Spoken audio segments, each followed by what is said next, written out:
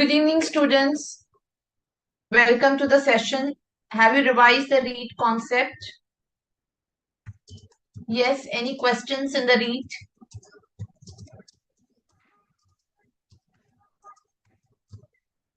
Yes, have you revised or not?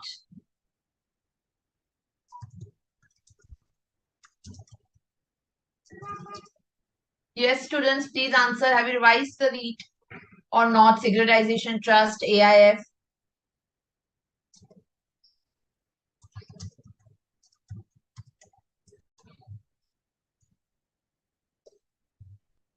Yes, please.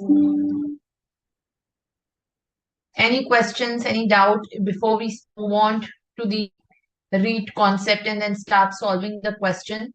I want you to first solve the question on REIT before we discuss further. Good evening, Ginny.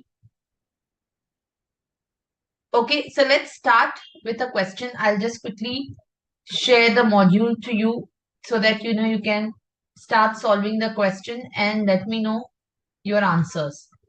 So let me just share the screen for the module.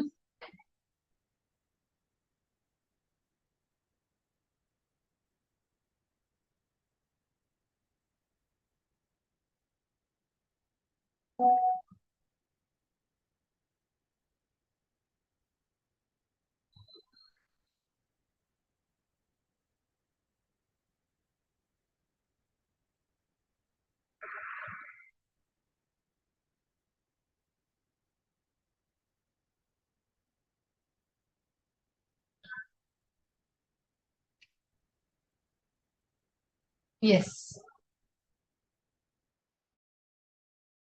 screen. Yeah.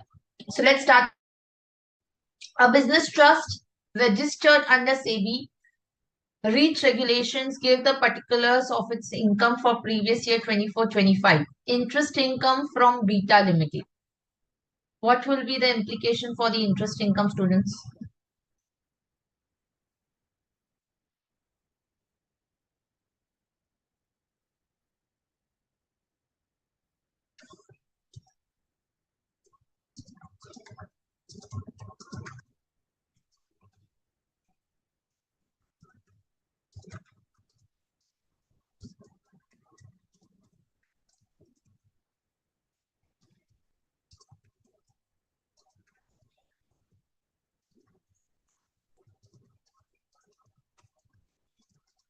Yes.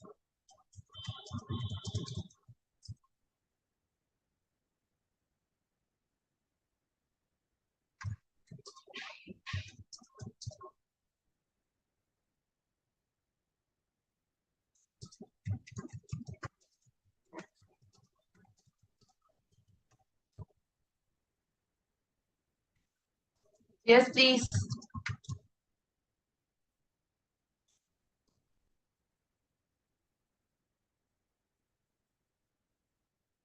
Good evening, Satish.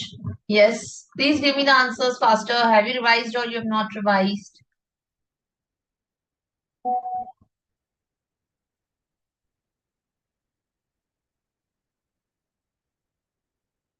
Yes, students, what would be the impact of the interest?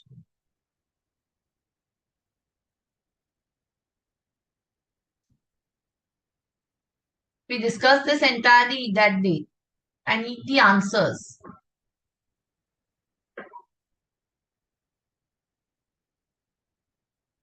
If you will not give the answers, how will we proceed?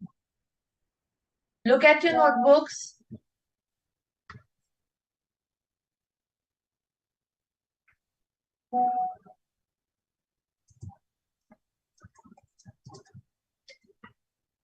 Yes.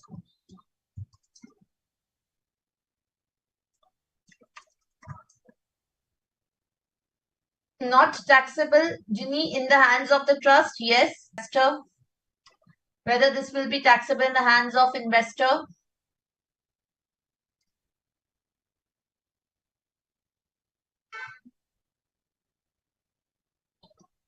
Yes, Ankita. So yes, there would not be any tax liability in the hands of business trust because the interest is considered as a pass-through, right?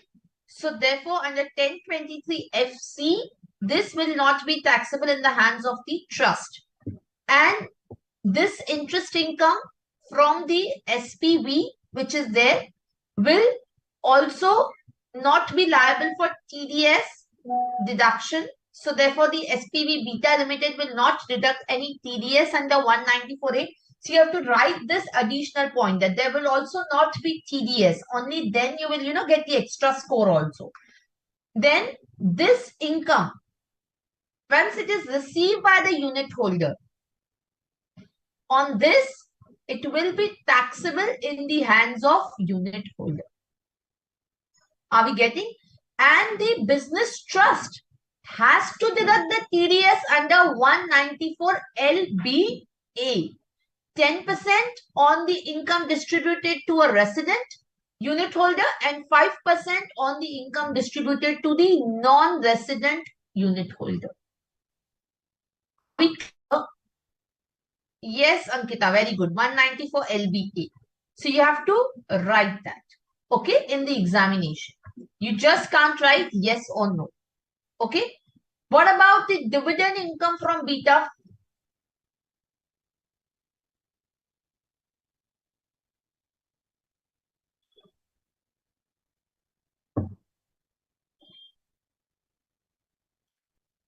Yes, all of you, I need the answers. What about the dividend income from Beta? Yes, Ginny, correct. Yes, Ankita, correct. And what will be the implication in the hands of the unit holder? Just read the entire question carefully and tell me.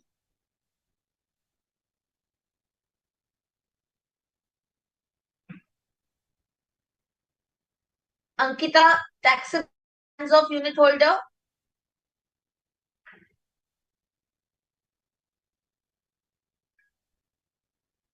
Yes. So first of all, the dividend income, which is distributed by the SPV to the business trust, as has been correctly pointed out, is exempt under 1023 FC. Right? Now, this distributed income, will it be taxable in the hands of unit holders? So that depends on whether the SPV has exercised the option under 115 BAA concessional tax rate. Here in the question that they have given the information that Beta Limited has opted out, has not opted in for 115 BAA concessional tax rate. So here, will it be taxable in the hands of unit holder? Yes.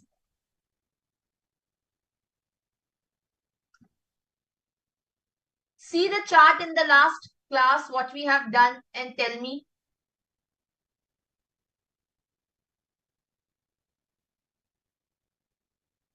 Yes.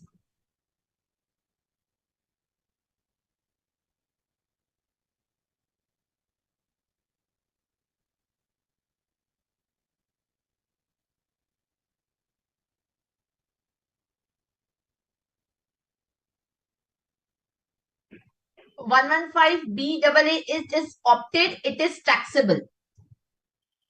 Yes. Not taxable, also no TDS. Yes, Shini. So the question here says that Beta Limited, if you see here the last point, it says assume that Beta Limited does not opt to pay tax under 115 BAA. Now, if the Beta Limited has not opted for 115 BAA, the dividend even will not be taxable in the hands of unit holder. It will be also not liable to any TDS. So basically, the business trust, the REIT, will also not deduct the TDS on the distribution made to the unit holder. Are we clear? Third one is short-term capital gains on the sale of listed shares of Beta Limited transferred on 1/9/2024, rupees 1.5 crores.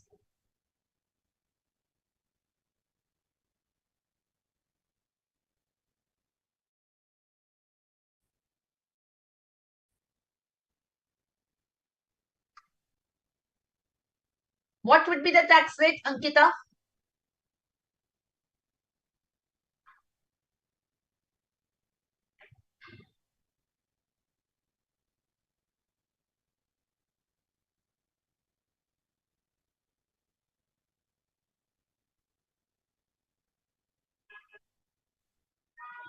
Yes, taxable in the hands of business trust, but what would be the tax rate?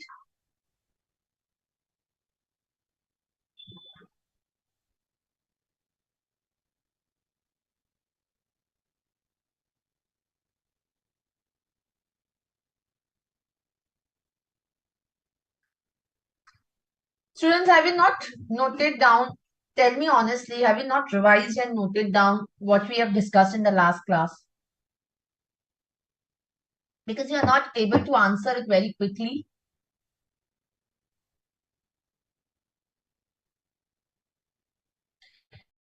Revise. It will take a lot of time for you to answer. It will take a lot of time for you to remember. So, yes, good, Ginny, you have revised the topic. So please let me know then what are the tax rates on the short-term capital gain.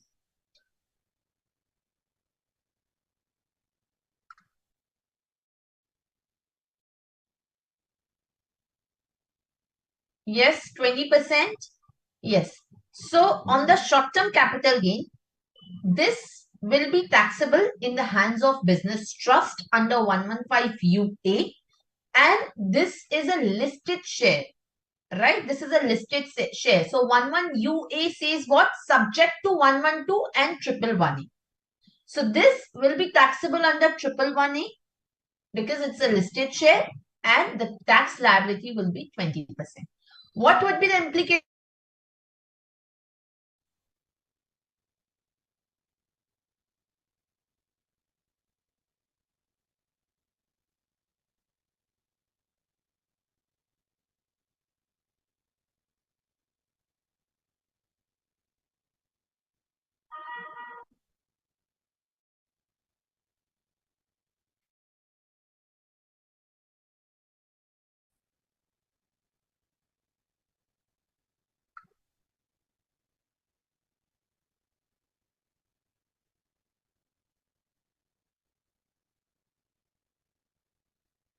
Yes, what will be the tax implication in the hands of unit holder?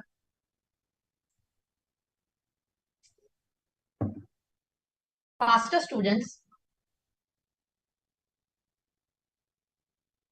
exempt to the unit holders. So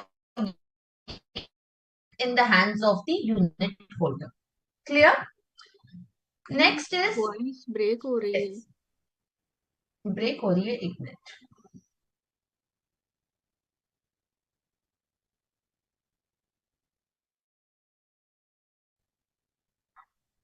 अभी ठीक है? Yes, ma'am. Okay. Next is short-term capital gains on sale of developmental properties 1 crore.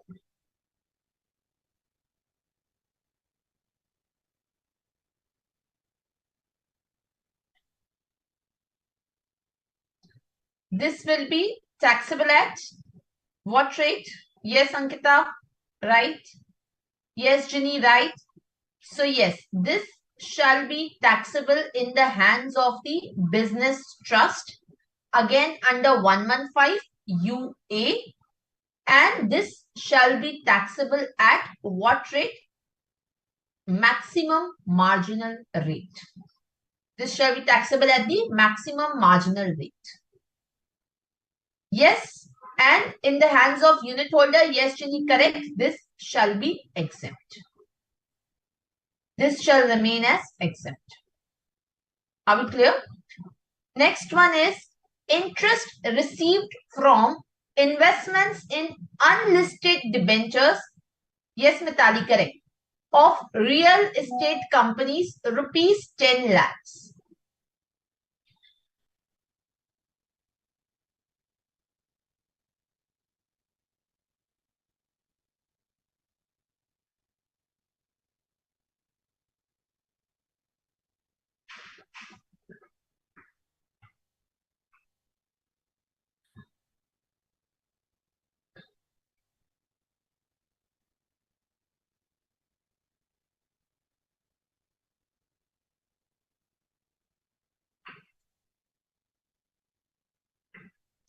Taxable in the hands of unit holder.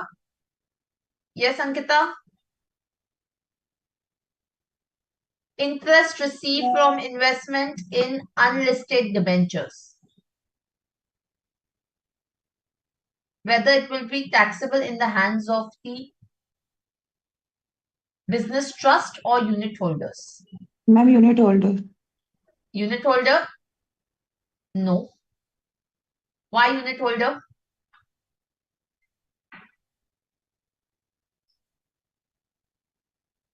Read the question carefully.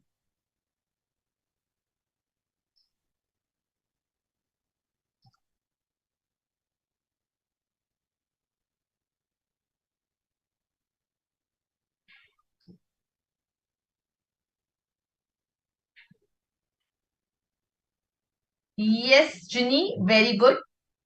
What will be the tax rate, Ginny?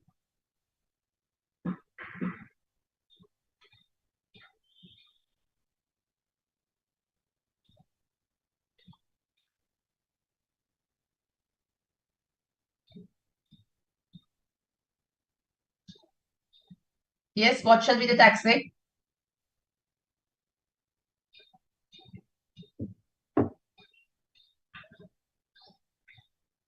Yes, Ginny, very good.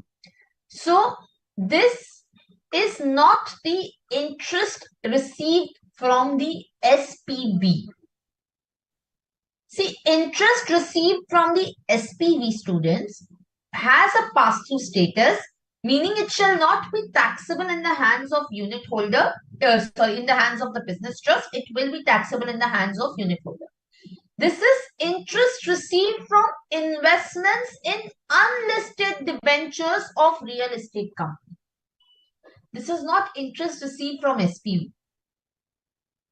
So do not get confused. Only interest income from the SPV is eligible for pass-through status. Interest income from investments in the unlisted debenture is an other income. And what did I tell you for other income? The other income which is there will be taxable at the maximum marginal rate in the hands of the business trust. This will be exempt in the hands of the unit holder student. Are we getting this point? Yes or no? Yes or no? Yes. So therefore, this is taxable in the hands of the business trust. Clear? Rental income from directly owned real estate assets, 2.5 crores.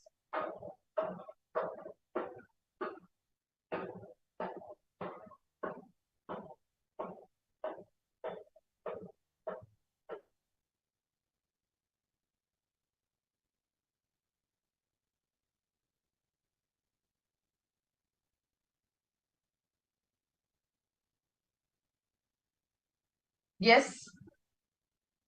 Taxable in the hands of the unit holders? Yes, very good. Ankita? Yes.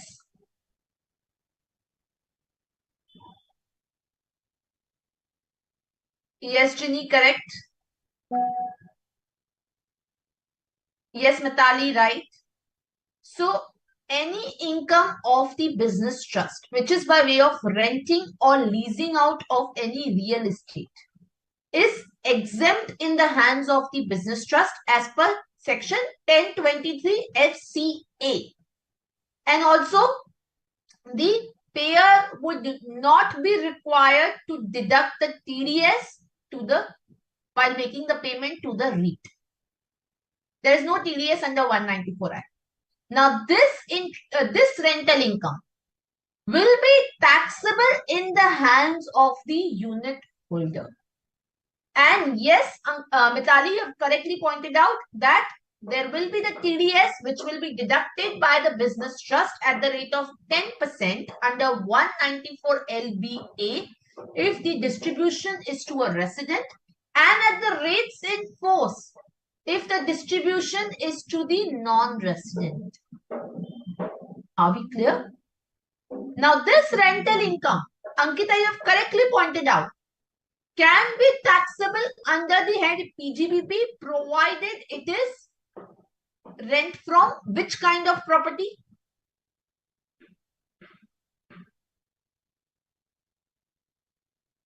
Commercial. Yes, Ankita. So provided it is rental from commercial property. If it is rental from residential property, then under which head it will be taxable in the hands of the unit holder? House property. Correct, house property. So, in the hands of the unit holder, the characterization of the income, the nature and the proportion of income will remain the same. Are we clear? So, if you see over here, what they have said at the end of the question. Discuss the tax consequences of the above income earned by the business trust in the hands of business trust and unit holder, assuming that business trust has distributed 10 crores to the unit holder. Now, out of this 10 crore, how will you allocate the income which is taxable in the hands of unit holder?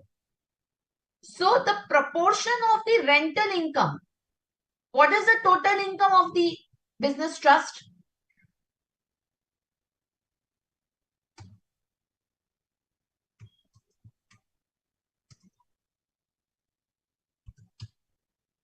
It's 11.1 crores, isn't it?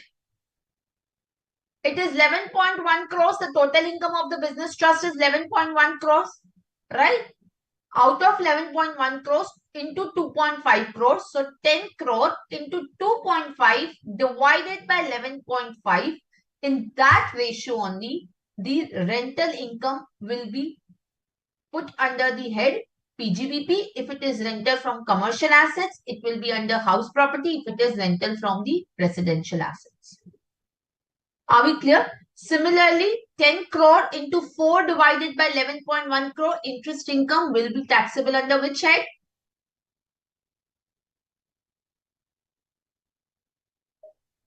Interest income will be taxable under which head?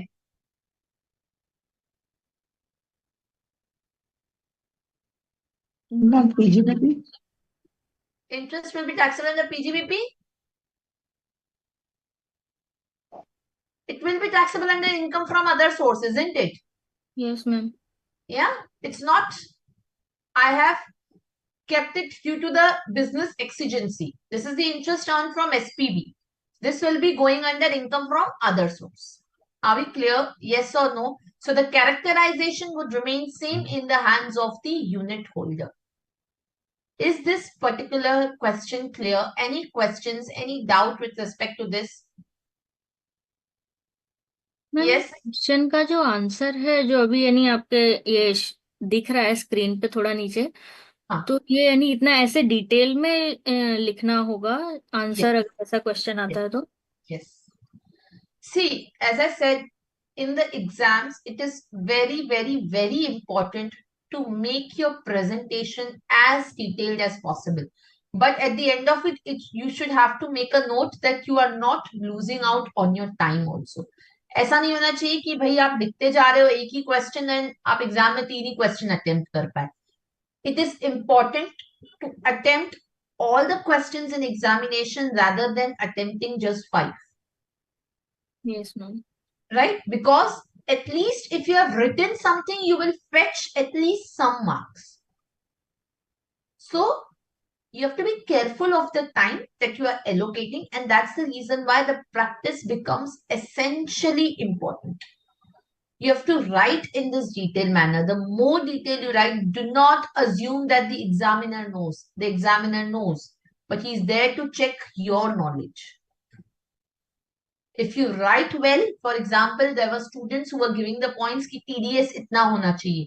This, if you write this, let's say the question is worth 5 marks, you will get 5 on 5.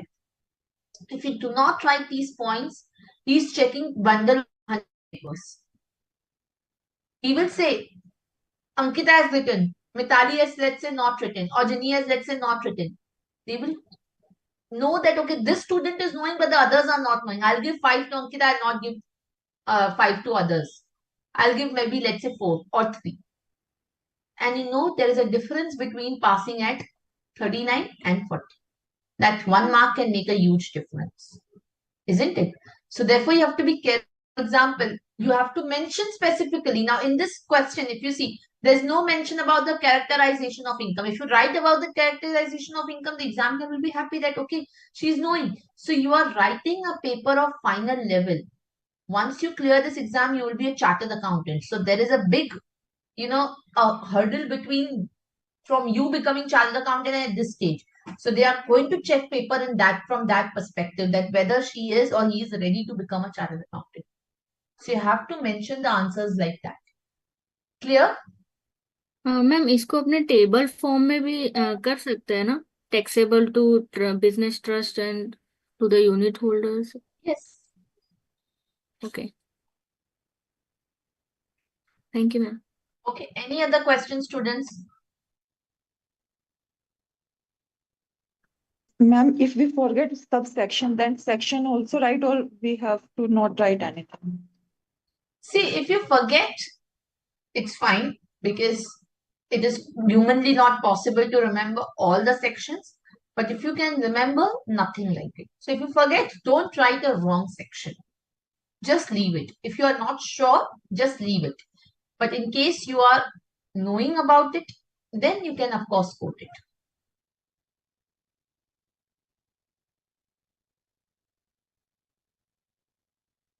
Any other question?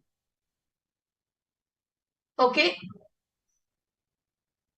Okay, so let's proceed further. Okay, perfect. So let's then proceed further. Let me again reshare my screen.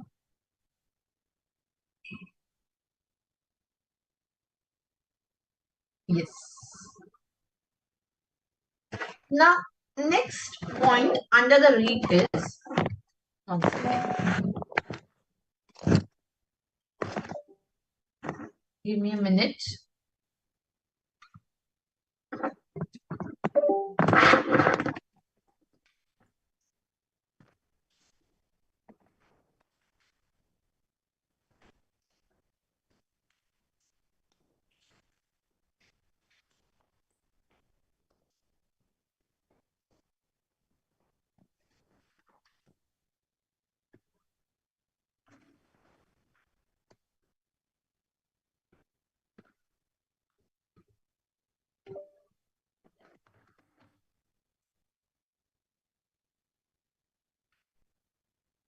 Repayment of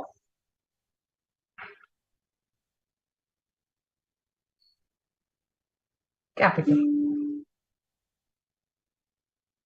Now let us understand what is this. Sorry, I think screen sharing having stopped. Yeah. So let us understand what is this repayment of capital. Now, there is a possibility that, the business trust may distribute the money to the unit holder. Like in the last example that we saw, there was this 10 crore distribution which was made by the REIT to the unit holder. Screen is not visible. 1 second.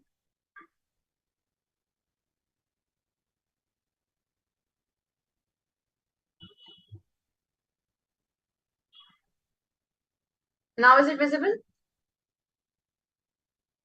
Okay. So see, what happens is that when the REIT will distribute the money, like in the last question, we saw that it was 10 crore which was distributed.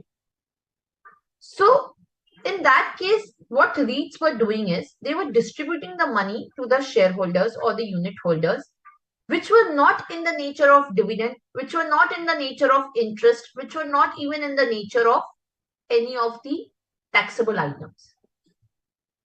And therefore, these were not even taxable in the hands of unit holder because law never provided for that. Are we clear? So that was a big loophole which was existing. So they were basically, what they were doing is, they were, let's say, taking some amount from the unit holder and they were repaying the debt. Screen में कुछ problem आ रहा है क्या?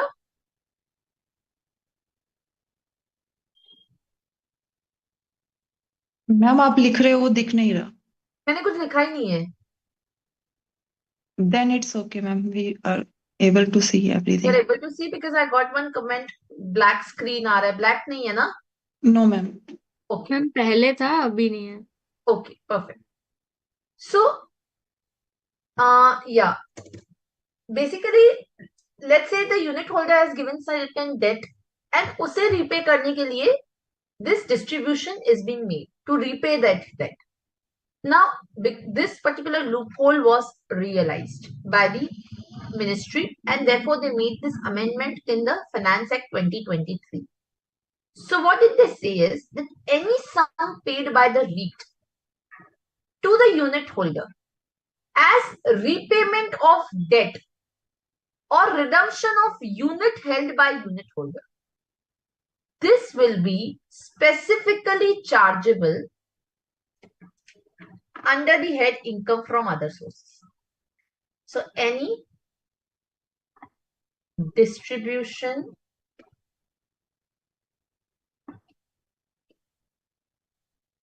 by the REIT to the unit holder, which is in the nature of repayment of the debt or which is in the nature of the redemption of the units.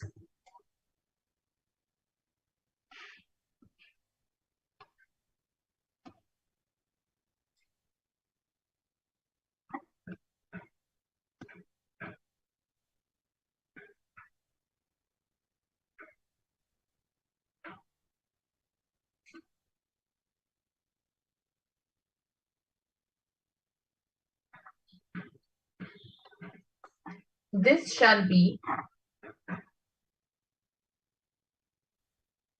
taxable under section 56 to 12 under the head income from other sources.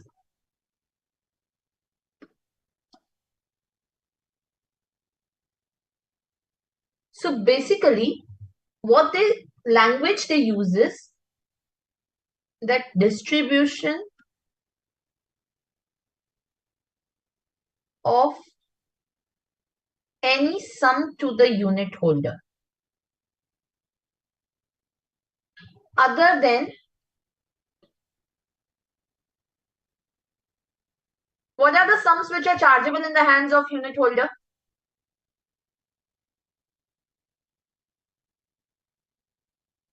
What are the sums which are chargeable in the hands of unit holder, students?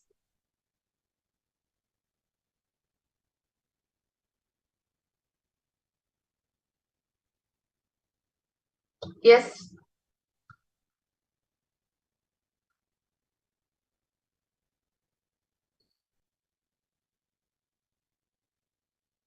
Ma'am, you want any examples? Not examples, it's a specific points. Which are the sums which are taxable in the hands of unit holder? Dividend income. Yes, Of- dividend and what else?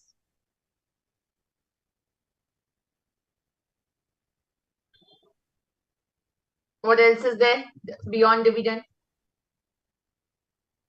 Yes, Satish, right?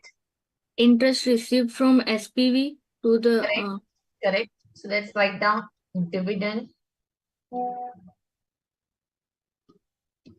interest from SPV. What else?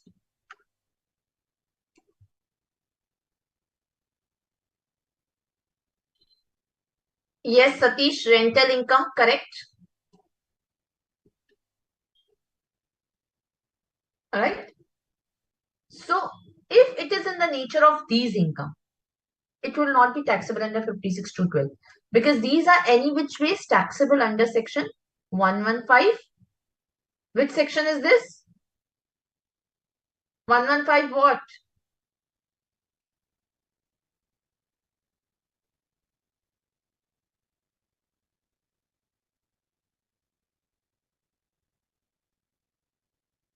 Is what?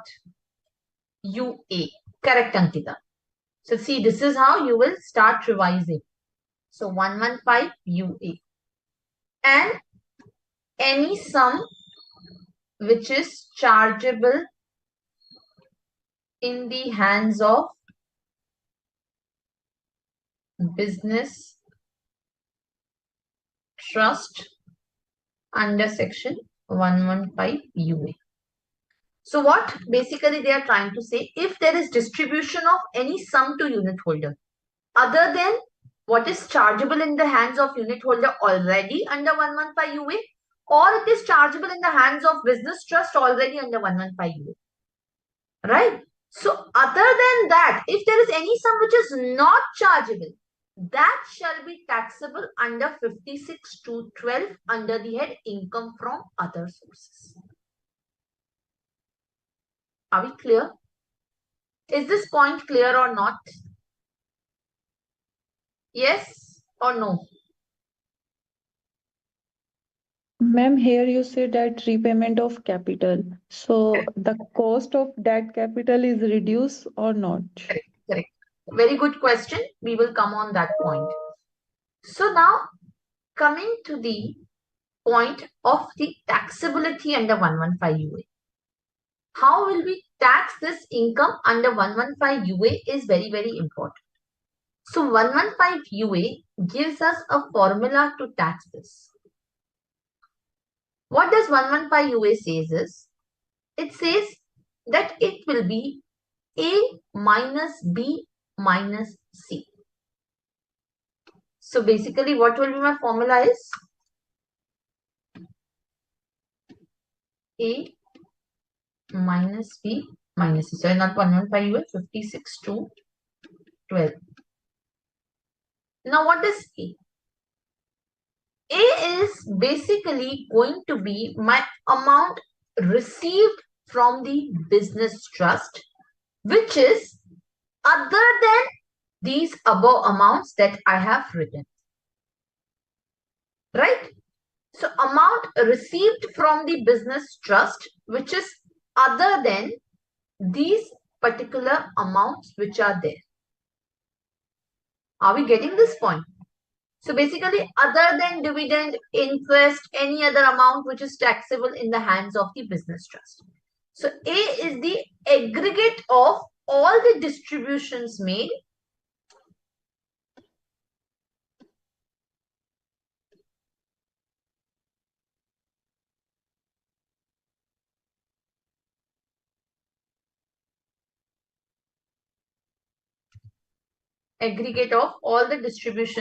by business trust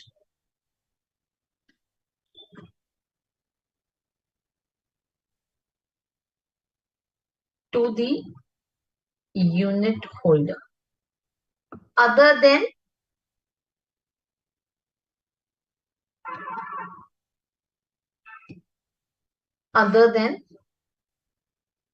the amount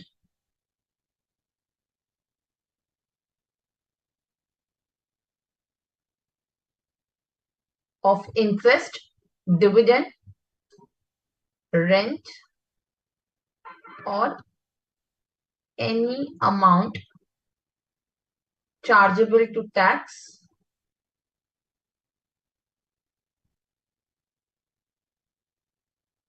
in the hands of business trust under 115 UA. Right? So basically, it is nothing but what we are saying is the distribution of the capital only, isn't it? So this is what A is. Now, what will be my B? B is the amount of unit price of the share. So B is basically the cost paid for acquiring the units in the business trust.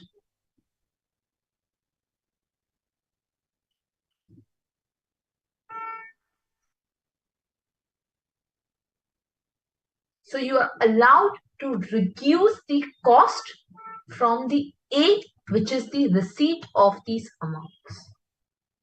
Isn't it more like the buyback of shares?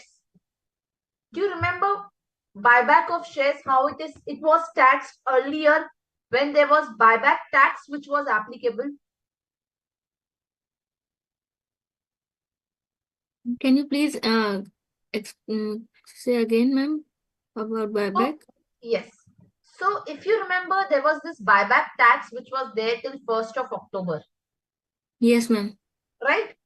In that case also, if you see, the computation was more or less similar. The amount which is received for buyback minus the cost paid for the share, right? Yes. On that, the buyback tax used to be applicable.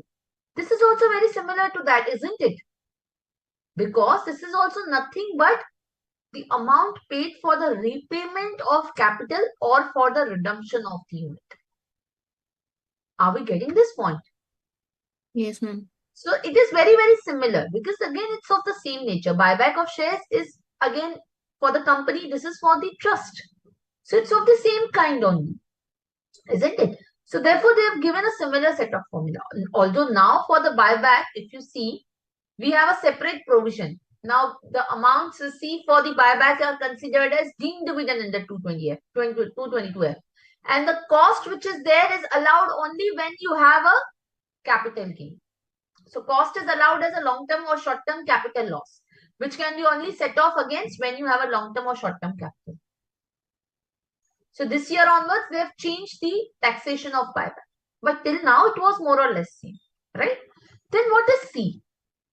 Now under A, what they say is that this is A will include the aggregate of all the distributions made by the business trust to the unit holder. Whether during this year or during any earlier previous years. So you can just write here.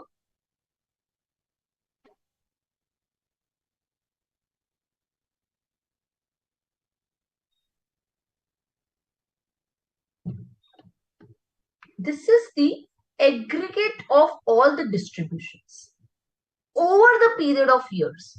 Let's say, for example, the business trust has distributed in financial year 21-22, let's say rupees 10. In financial year 22-23, let's say it has distributed rupees 12. In financial year 23-24, it has, let's say, distributed rupees 100. So A will be 120. This A will be 122 in the financial year 23-24. So this will include the distributions which are given over the period of years. Are we getting this particular point? So this will include all the distributions which are there. The A will include. Now, let's say, for example, in the next year, in financial year 24-25, let's say another 10 is there. So again, A for that year will be 132. Then what is C? C is basically saying that the amount which has been already taxed under 56(2)(12) in any previous year will be reduced. So amount taxed in earlier previous years under section 56(2)(12). So what you will do is this 132 which is there, out of which in the C will be your 122. So basically in the previous year 24-25, this will only be 10. And from this you will reduce the cost of the units. Are we clear? Is this 56(2)(12) clear to you? Yes or no, students? Ma'am, Clear. please repeat once again. Sure. So what are we trying to say? That the interest, dividend, rental income is any which way taxable in the hands of unit holder. Any other sum which is there any other income which is there, that is taxable in the hands of business trust, right? Beyond that, if any distribution is made to the unit holder, other than the interest, dividend or rent, or which is amount which is already taxed in the hands of business trust. So that amount will be taxable as A under 56(2)(12) under income from other source. From that amount, you will allow the cost of the units as B and the amount charged to tax in the earlier assessment years under 56(2)(12) as C. Because the A which is there, A is the total receipts, total distributions made by the business trust to the unit holder in all the previous years. So if the amount is already charged to tax in earlier previous year under 56(2)(12), that will be considered in C so that there is no double taxation in over the period of years. Are we clear now? Yes, ma'am. Ma'am ये formula यानी सिर्फ disclosure purpose के लिए है, क्योंकि and में तो tax तो सिर्फ 10 पर ही लगना है. Yes. Because what they are saying is, see, they are saying here the aggregate of all the amounts, all the distributions during the previous year or earlier previous year. Yes, So ma'am. basically in A, you have to take the amounts for all the years which are there.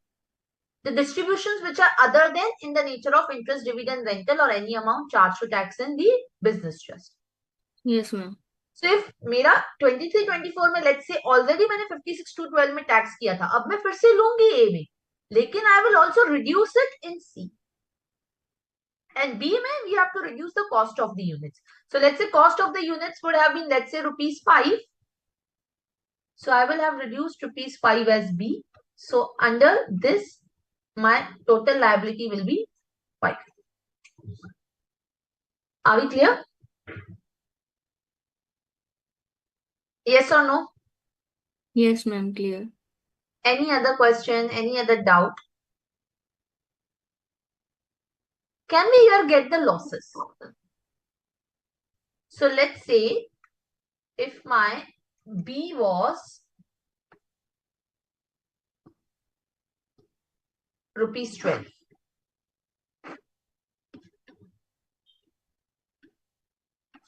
then this will be deemed to be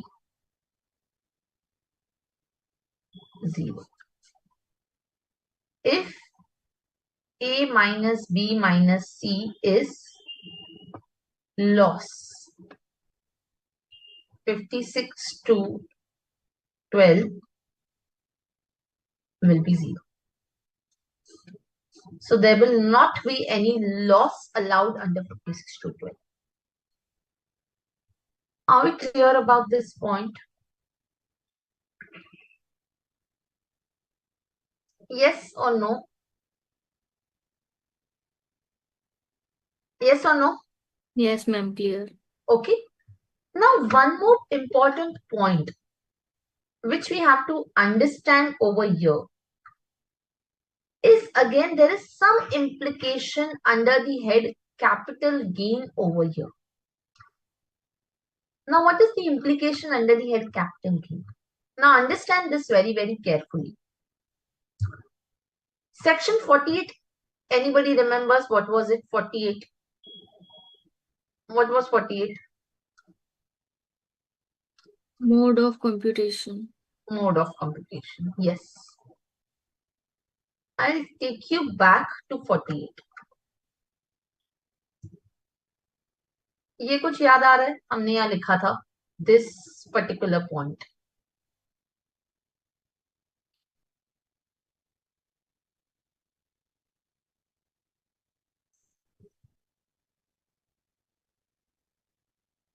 Just read this once and do let me know if you understand anything.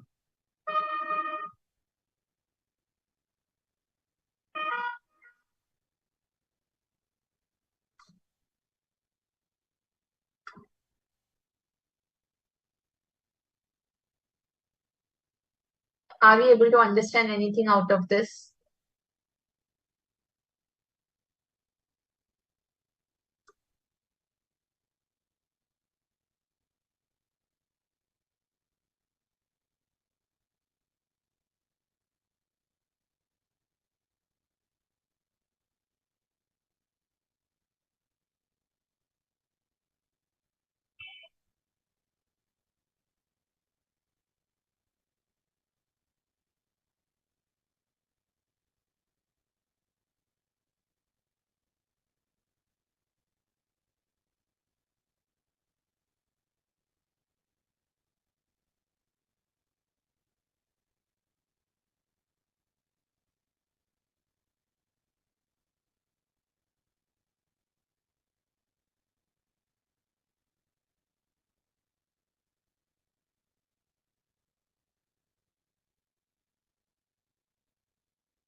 Yes.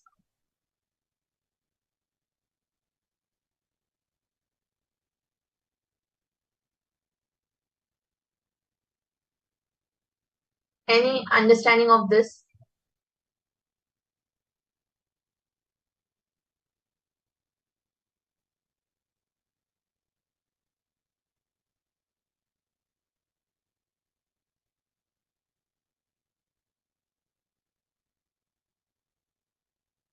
How do we reconcile this as 56 to 12?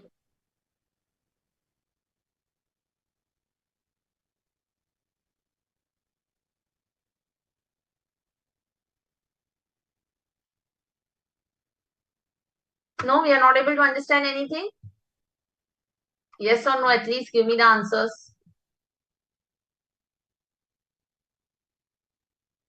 Ma'am I think जो हम अब read कर रहे हैं ये उसी के बारे में बता रहा है ना, कॉस्ट ऑफ एक्विजिशन निकालने का formula. But cost of acquisition तो कैपिटल गेन के लिए बता रहा है। सी अभी तक जो कॉस्ट ऑफ एक्विजिशन हम देख रहे थे, that the cost of acquisition was for 56 to 12, which is under IFOS, which is the amount B. This is for capital gain. No, Satish, this is not similar treatment as 45.4.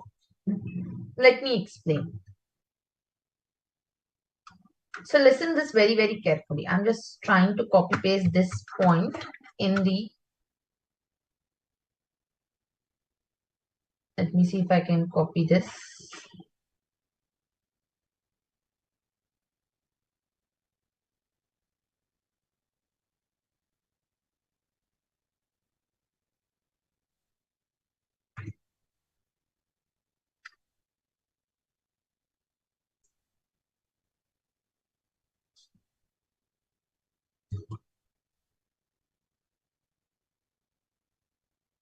You will have to write. You can't copy, okay? Because you are sitting for exam. Yes. Now, if you see, this is for the purpose of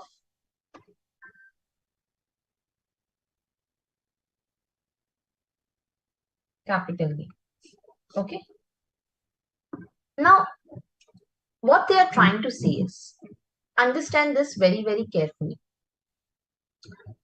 So here they are trying to say is, to the extent of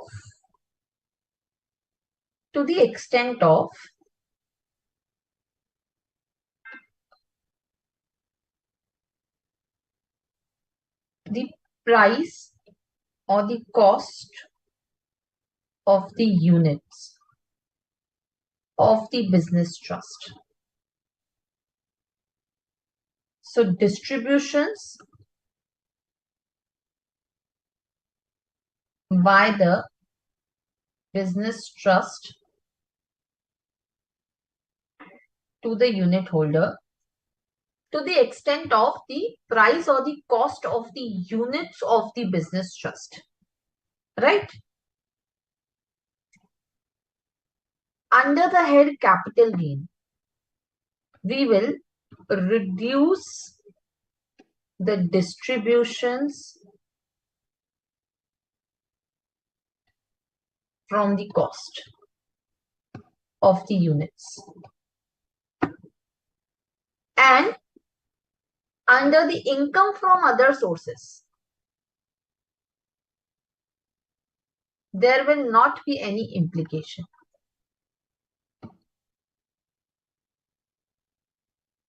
Why no implication under the business under the income from other source? Because right now, what did you study? If A minus B minus C is a loss, 56 to 12 will be 0.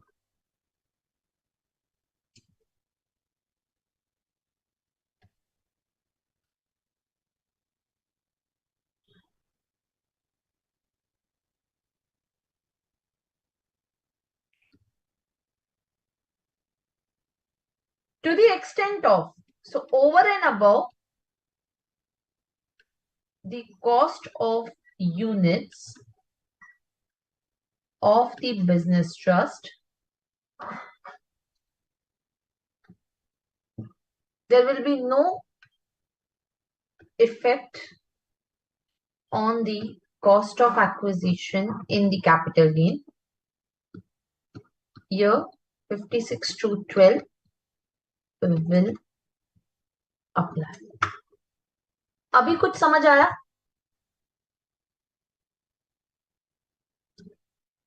और अभी भी नहीं आया?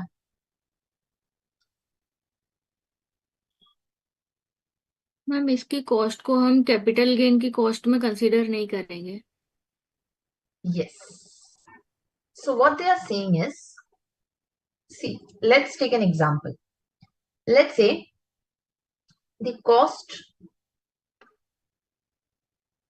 of unit is, let's say, rupees 1000. Okay. Let's say distribution by the REIT is, let's say, rupees 500. Okay. Or let's say, let's make it 1500. Now, out of this distribution by REIT, let's say rupees 500 is pertaining to the interest from SP, right? Rupees 200 is, let's say, short-term capital gain on sale of shares.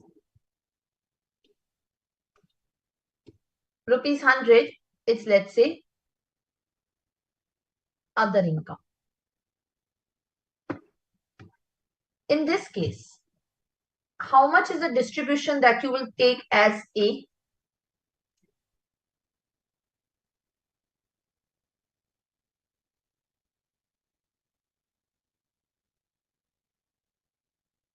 What will be my A?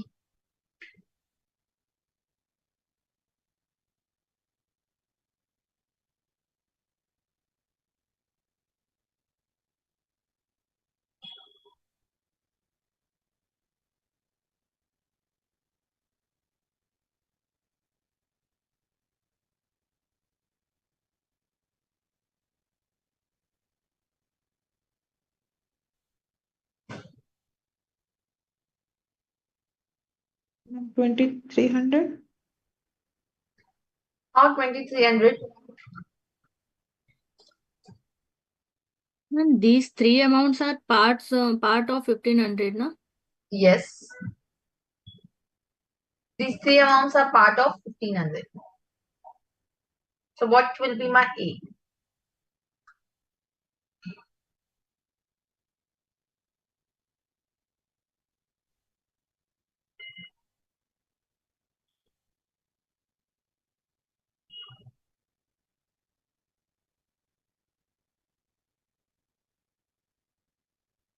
Ma'am, 1500 is Yes, sorry. 1500. Will it be 1500? No.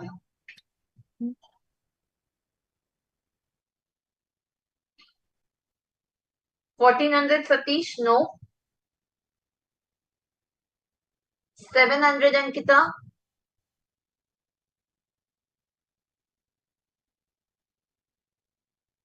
Ma'am, 1300.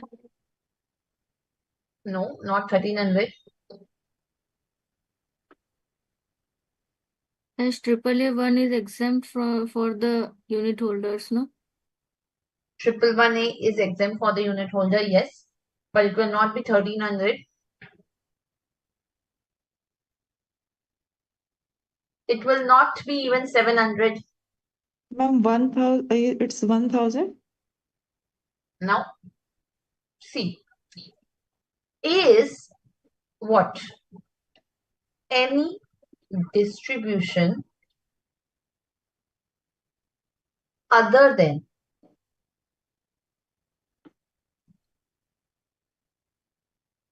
yes, Ankita, sorry, 700, not 800, it's 700. You're right. Any distribution other than dividend, interest, rental income, which is chargeable in the hands of unit holder. or income which is charged in the hands of the business trust. Right? Income which is charged in the hands of business trust. So basically what is already taxed under 115 UA, that has to be excluded. Now this interest from SPV, this is chargeable in whose hands?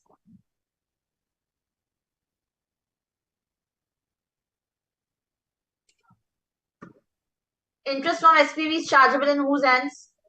Unit holders. Correct. Unit holders. So this we will exclude it because this is already the income which is considered in the hands of unit holder. Yes, Ankita, right? So this is taxable in the hands of unit holder. What about 200?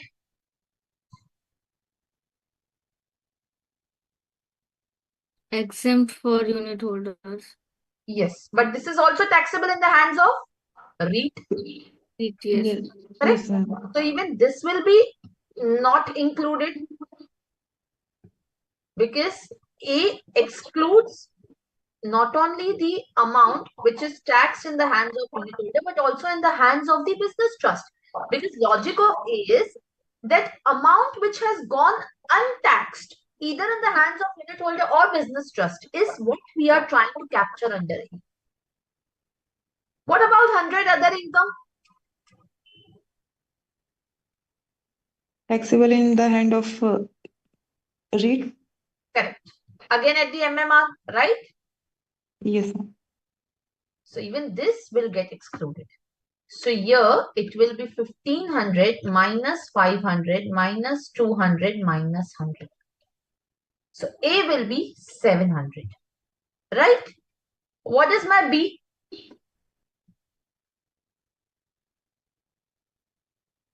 1,000. 1000. C, is there any C here? No, ma'am. No, because this is only for the 1 year that we are looking at. We don't have any other information. So therefore 56 to 12 will be what? Loss of 300. But can we take a loss? No, ma'am. It's 0. Correct? So this will be deemed to be 0. Right? Now this is under income from other sources. So therefore, under the head capital gain, what they say is, if 56 to 12 is not applicable, so here, while calculating the capital gain, right, while calculating the capital gain on the transfer of these units, let's say this 1000 rupees will be my sale, here, my sale consideration will be, let's say, what? 700, right? Sale consideration will be 700, right? Yes or no? FVC will be what? Yes, ma'am. Correct? Now my cost of acquisition. My cost of acquisition will be nil. Why? Because what does it say? That from this cost of 1500, reduce the distributions from the cost of units other than in the nature of interest, dividend, rent, or amount taxed under section 56 to 12 or amount taxed in the hands of a REIT. Right? That's what it says. In the case of cost of acquisition of unit of business trust, right? Reduce the sum received by the unit holder from the business trust, which is not in the nature of interest, dividend, rental income, and not chargeable under 56 to 12 or 115 euro. Are we getting this? So therefore, I will reduce out of this cost of, 1000 rupees. Out of this cost of, not 1500, the cost is 1000. What I will reduce from the cost is, how much I will reduce from the cost?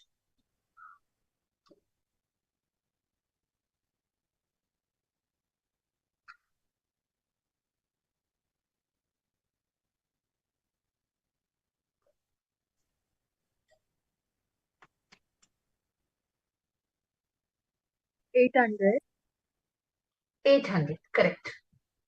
So therefore, here what I will do is, I will reduce from the cost by the distributions. Therefore, the unit holders will be end up paying the capital gain. So 1000 minus 500 minus 200 minus 100. So here this entire cost will not be allowed. Sorry, sale consideration is not 700 over here. Sale consideration will be whatever the amount of the units whichever will be received, right? So this 700 which is there, this will be only allowed as a cost. Not 700. So 1000 minus 500 minus 200 minus 100, how much it comes to? 200, right?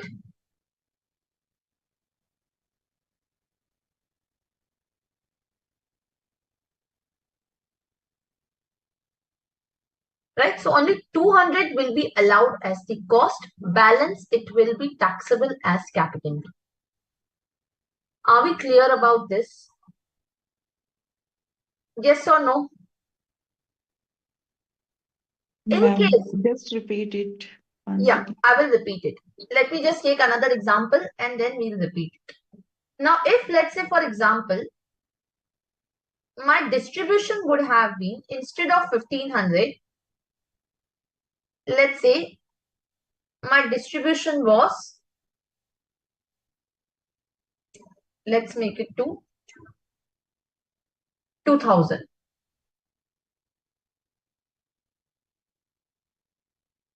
Then what would have been my A?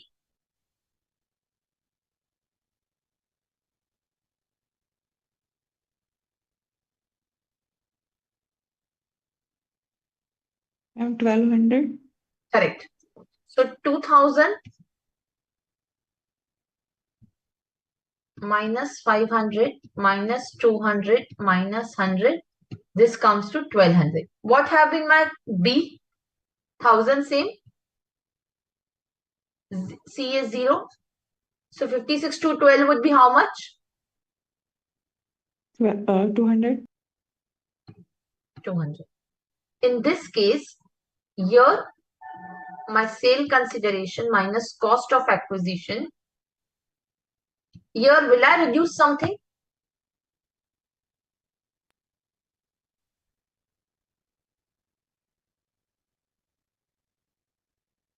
Here will I reduce anything over here?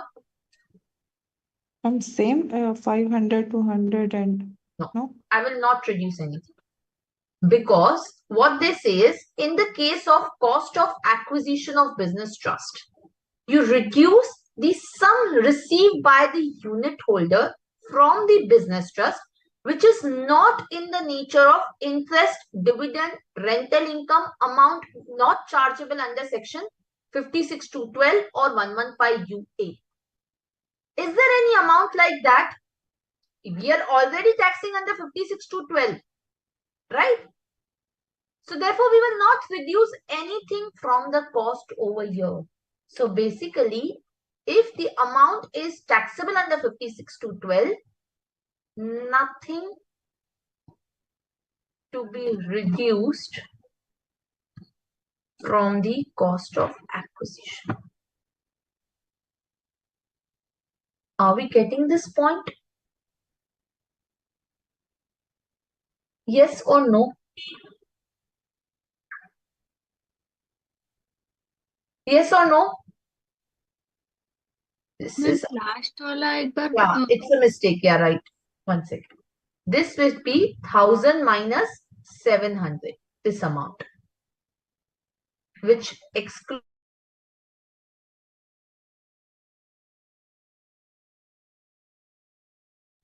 1500 minus, 1 second, let me write it properly.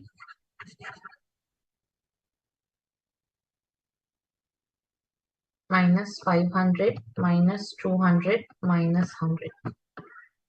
So this will be 300. Clear? So basically what they are trying to say, if 56 to 12 may, if you are not getting taxed because it's a loss, so to the extent of cost of acquisition, you have to reduce the cost by the amount of distributions. But if you are getting taxed on the 56 to 12 because you are receiving the amount more than the cost, then we will not reduce anything from the cost. Now is it understood? Yes or no?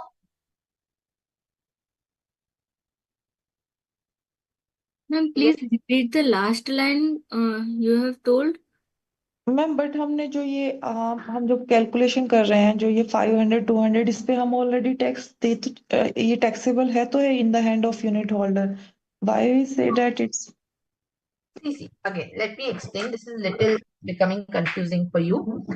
See, what they are saying is कि अगर I am receiving the amount which is to the extent of cost, right? Amount उसमें क्या include नहीं करना है वो amount में? The amounts which are already taxed either in the hands of unit holder or in the hands of business trust, right? वो amounts को हमें exclude कर देना है. So basically the distributions that we have to consider over here is from this amount only rupees how much? 700, right? Because बाकी का तो already either it is taxed in the hands of business trust or in the hands of the unit holder, right? Yes or no till now? Yes ma'am. Correct. Now 700 is lesser than the cost of unit. Correct. Now this 700 is the amount not taxed at all either in the hands of unit holder or in the hands of fleet. And this is less than cost of unit. So if this amount is less than cost of unit, we will reduce from the cost of acquisition while calculating the capital gains. But whereas in the second situation, when the distribution is 2000, so then I am getting 1200 over here, right? 1300, sorry.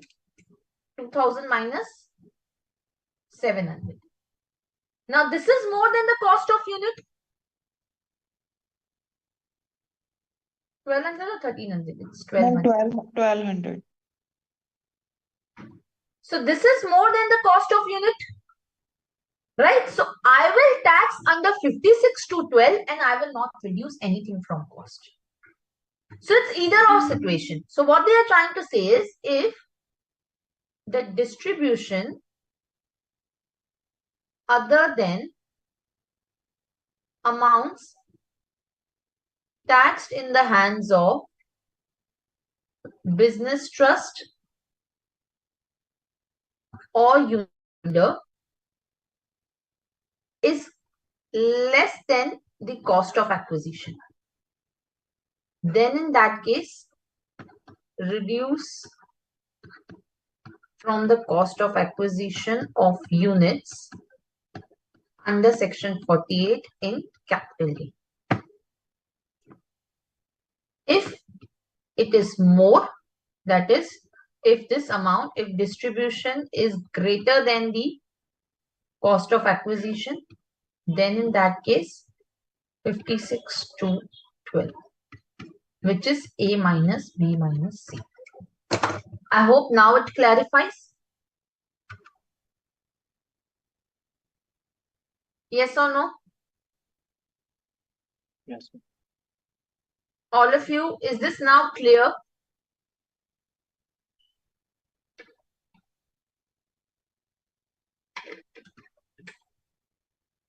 समझा कि नहीं?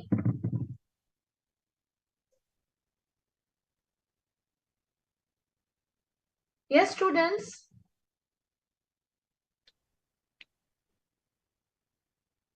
I'm not getting yes.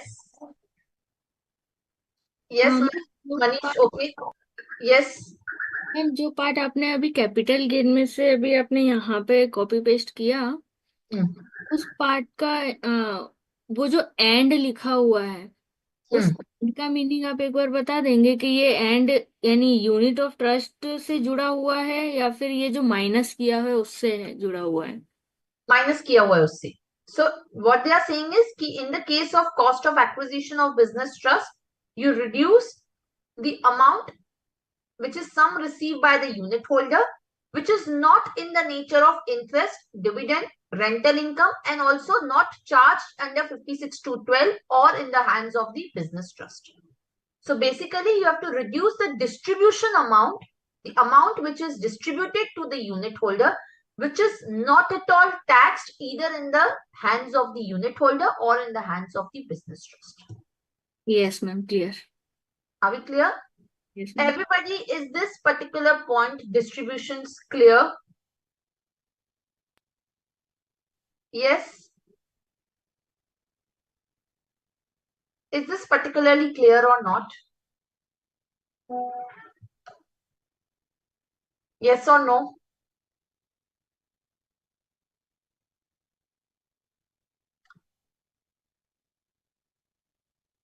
All of you, I need answers. Do you want me to repeat? In case it's not clear, please do let me know. I can repeat once again, but please be clearer about it. Yes? Ma'am, it means you said that if after calculation it becomes zero, then we have to reduce that all money from the cost of acquisition. If there is only 1 rupee and any amount, then we are not reducing, right? Correct. So if Okay. your distributions are more than the cost of acquisition, then only 56(2)(12) will be applicable. If it is lesser than cost or equal to cost, then in that case, you have to reduce from the cost of acquisition. Fine? Everybody, yes or no? Yes, ma'am, clear. Yes, ma'am. Clear? Okay. So let's take a break of 10 minutes and then we start with the charitable trust. Okay? Let's take a break.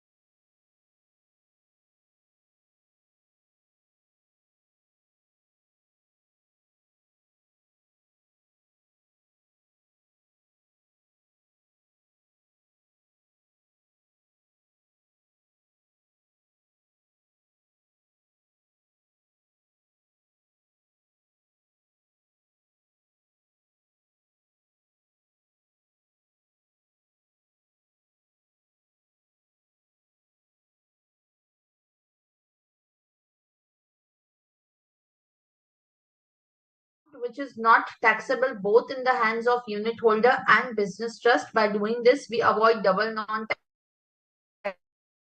of the any amount distribution made by business trust.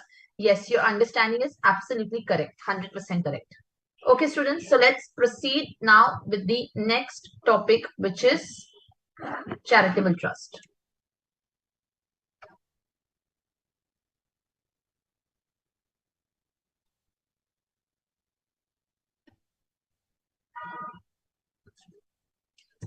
So till now, what kind of trust we have seen is securitization trust, AIF, and the REITs or InvITs, right? Now we are moving towards the next area, which is the charitable trust. Now, under charitable trust, students, this is a public trust basically, right? There are two regimes which are existing. One is the Section 1023C.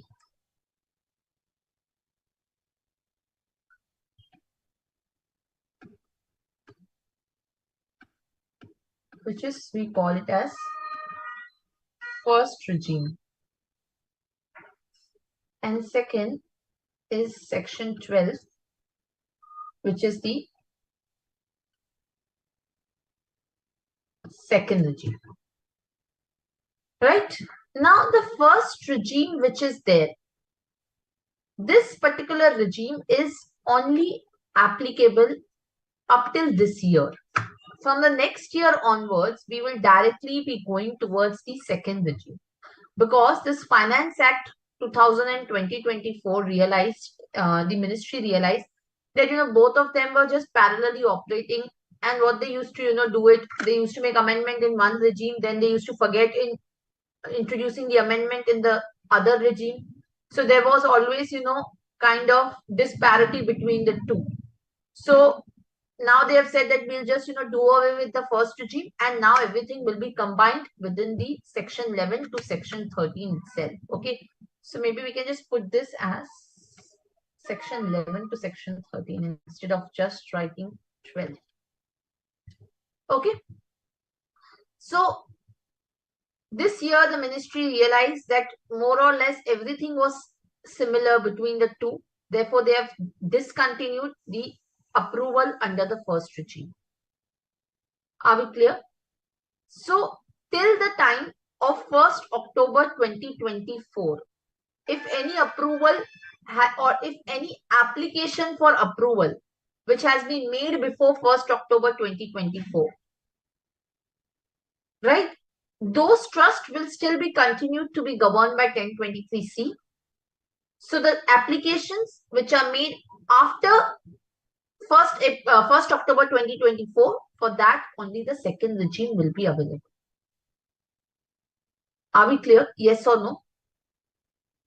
So now, still for the purpose of examination, we have to understand most of the provisions will remain the same for both the regimes, but just for the purpose of understanding, we have to see what are the regimes which are covered under 1023C. Sorry, what are the trusts which are covered under 1023C, and what are the trusts which are covered under Section 11 to Section 13. Number one. Now we'll first start with the first regime, which is Section 1023C. First is a specific trust which are covered under 1023C.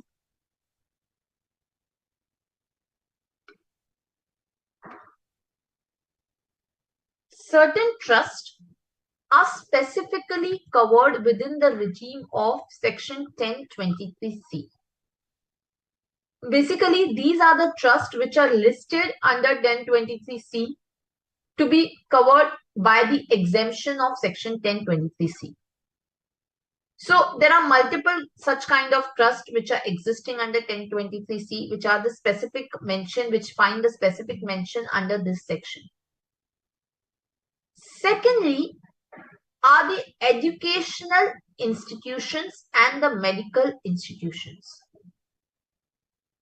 So one is the specific trusts which are covered. Secondly is the educational and medical institution.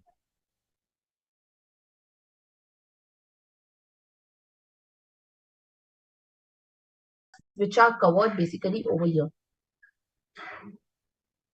Once again, I think, is my voice clear?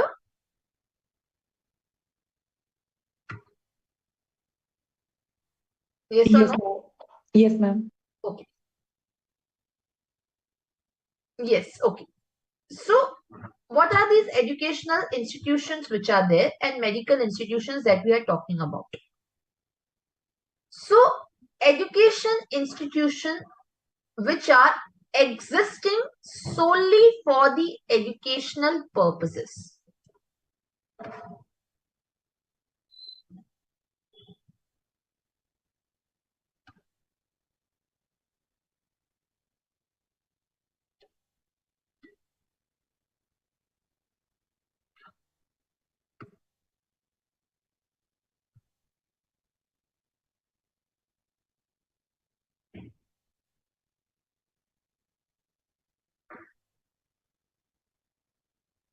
Existing solely for the educational purposes. Now, if you see, what do we understand by this term existing solely for the educational purposes? So these are the educational institutions which have the exclusive motive of imparting the education. Plus, these should be wholly or substantially financed by the government.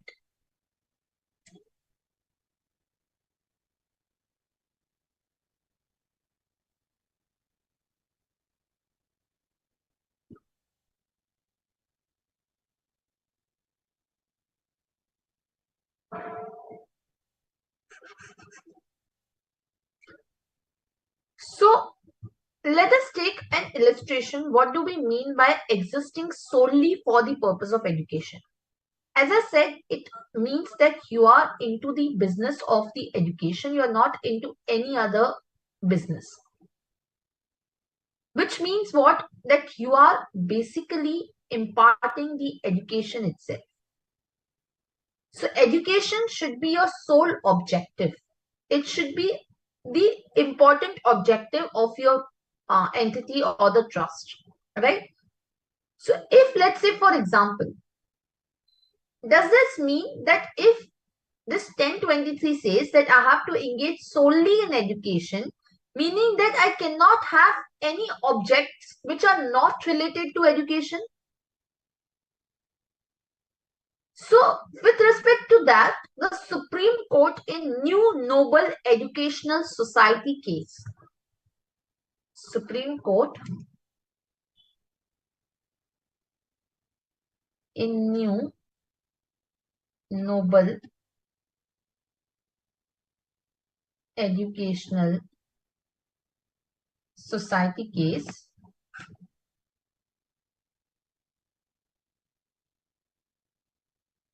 interpreted this word solely. What do we understand by the word solely? So they said that the word solely which is there does not mean predominantly. It means exclusively. So solely means or solely does not mean predominantly, but it means exclusively. So where it said that where the objective of the institution appears to be that they have any other object beyond education. For the trust, the trust deed is very important.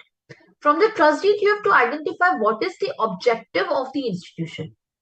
So the requirement of the charitable institution for 1023C is, or for the educational institution under 1023C is, to engage solely in the educational activities and not engage in any activity of the profit. So meaning these institutions should not have any objects unrelated to the education. So if they have any objects unrelated to the education, they would not be entitled to the exemption under 1023C. It is not a bar on them that they cannot have a profit. They can have a profit. See, they can have a profit per se, but the profit, how it is utilized is important. If the profit is utilized for the educational activities only, if there is a surplus which is getting generated, but that surplus is again applied for the educational purpose, then there is no problem. Having a profit is not a problem. What is important is that how that profit is utilized. So let's say, for example, can a private coaching institute who is providing, let's say, CA final training, can it claim exemption under 1023C?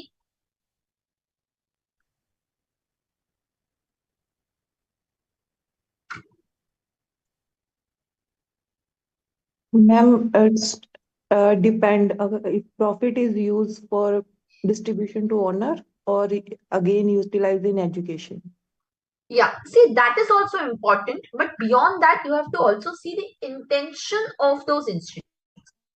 For example, if you look at ICAI, is ICAI a profit-oriented entity? Answer is no. Is ICAI working to earn the profits? Answer is no.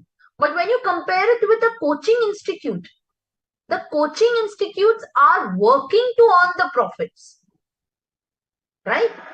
If ICAI had a profit-oriented motive, it would have, charged for these CA final lectures also, isn't it? So at this stage, if you see, ICAI may be earning profits. Because if it does not earn profits, how will it provide service? It cannot provide a service at loss, right? It is paying to us, it is paying to the staff there, it is having a lot of amenities in the premises. So how do they recover those costs? They have to charge, right? But that doesn't mean it has an objective to earn profit. Whereas if you look at the coaching institute, the coaching institute's primary agenda is to earn the profits.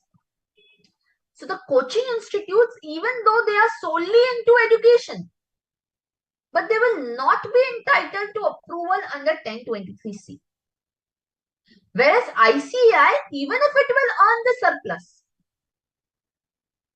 but that surplus is generated in the course of providing the education. Are we getting this? So that is still fine. Generating surplus is not a problem. What is my objective is the problem.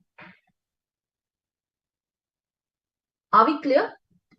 Is it a case that, let's say, for example, now ICAI is providing, let's say, the services to us, right?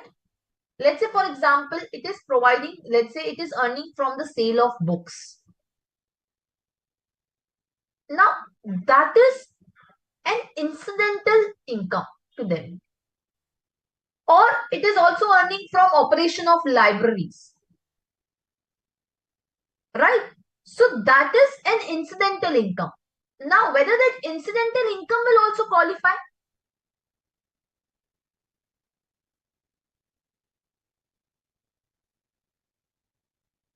So any income which is an incidental in nature, which is incidental to imparting the education, right? In that case, even if you generate the profits again from the incidental income, for example, sale of textbooks, providing the bus facilities, hostel facilities, library facility, it will still be covered by 1023C. Are we clear?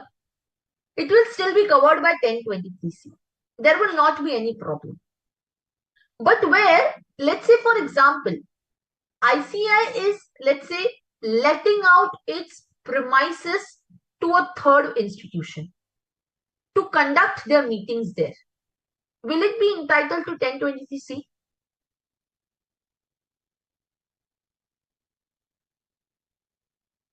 Will it be considered as incidental income?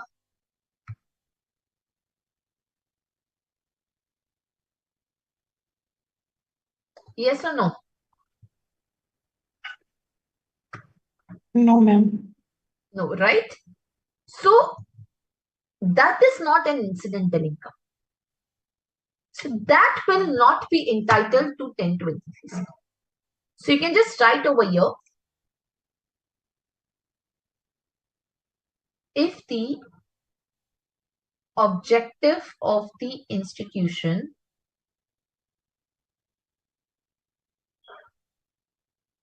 is to earn profits, section 1023C is not available. Are we clear? However, even if the surplus,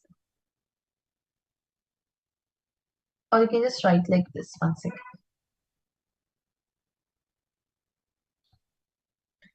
However, there is no bar on generating the surplus from, there is no bar on generating the surplus from the course of providing the education.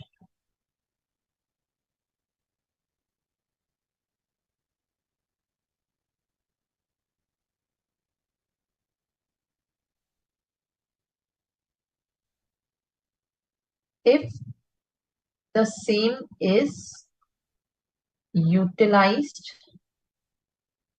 for the educational activities.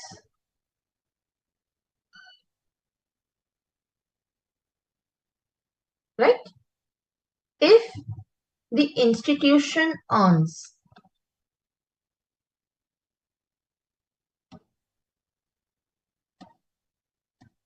profits from the incidental activities related to education. If the institution earns the profit from the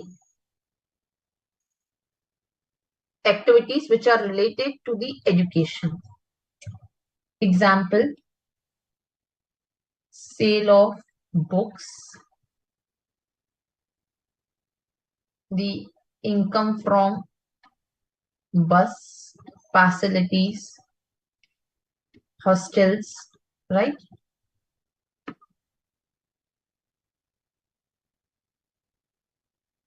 That is eligible for 1023C. However, if the institution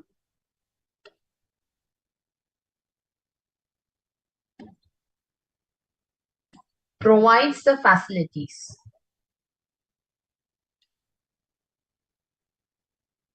for the purpose to the outsiders,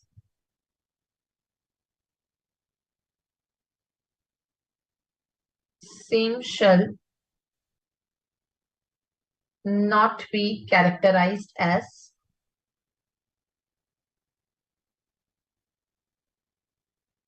incidental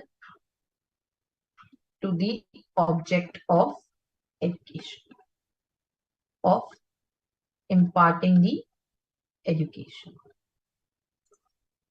Are we clear? Yes or no? Any doubt till now? Yes? Yes, students, yes or no? Is this point clear? I need yes or no's in the chat box, or yes? Yes. Okay. Yes, ma'am. One question is there, like education facility. He also institute also provided a hostel facility like other activity to comfort, like whatever we said. So it is included or not?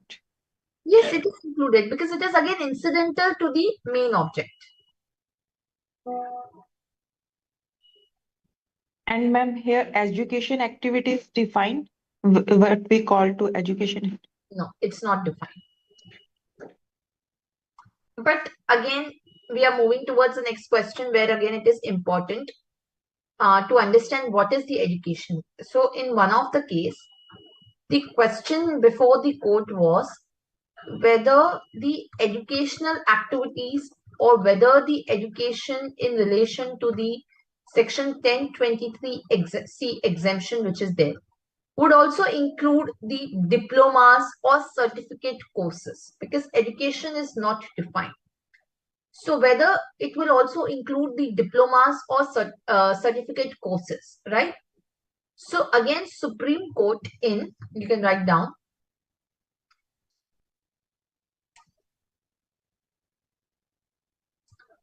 St. Peter's Educational Society.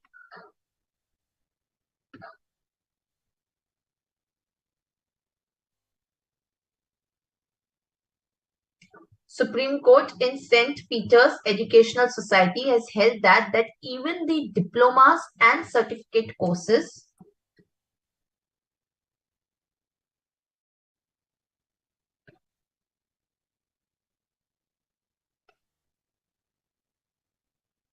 will be characterized or will be eligible for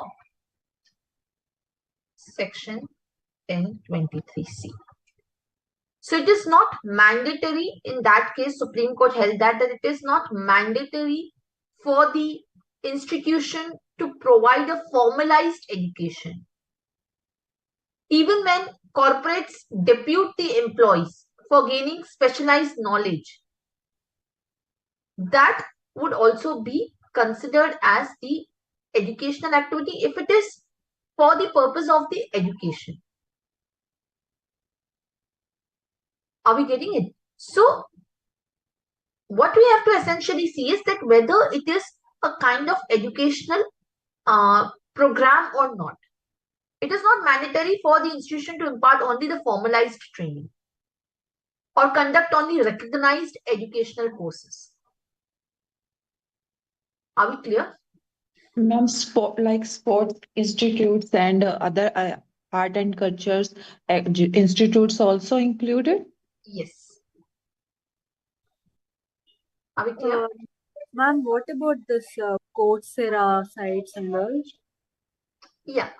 So again, there you have to take a question with yourself that whether their objective is to make profit or whether they are for the purpose of providing the educational facilities in terms of not having any profit motive.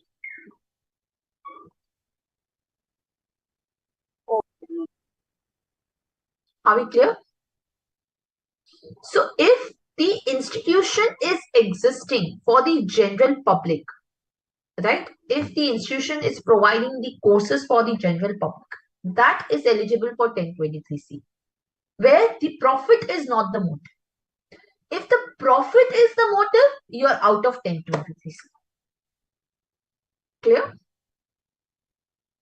So if, for example, there are corporates which undertake the training only for employees, that is not particularly with respect to the 1023C exemption. Right? Because again, that is not for the general public per se. So where it is for the general public, where the institution is providing with the educational objective, with not the objective of earning the profit, then only you will be eligible for 1023C exemption. Yes or no? Ma'am, here religious education is not counted, na? Religious education is not, no. So here what they mean is that educational institutions should be engaged solely in education and not for the profit. Here the profit should not be an objective. That was even held in the Noble Education Society, that here they mean solely does not mean predominantly, but it means exclusively. If the objective of the institution is to earn profit, then 1023C is not going to be applicable. Are we clear? But if the institutions have any other activity which is incidental to the object of education, then it will be still entitled for 1023C exemption, and even the profits from the incidental activities shall also be exempt. So earning of profits is not a bar, but it should be reutilized, or it should be utilized for the purpose of the education. And as far as the incidental activities are concerned, these should be incidental to the education objective. Are we clear? Plus, here, these educational institutions having the incidental activities should maintain the separate books of accounts for the incidental activities. They should have separate books of accounts for the incidental activities. Are we clear till now? Yes or no? Yes? Okay. Yes. Now, what do we mean by the substantially financed by the government? What do we mean by that? Now, wholly or substantially financed by the government means if the government grant to the university or educational institution, or in the case of hospital, exceeds 50% of the total receipts. Are we clear? So,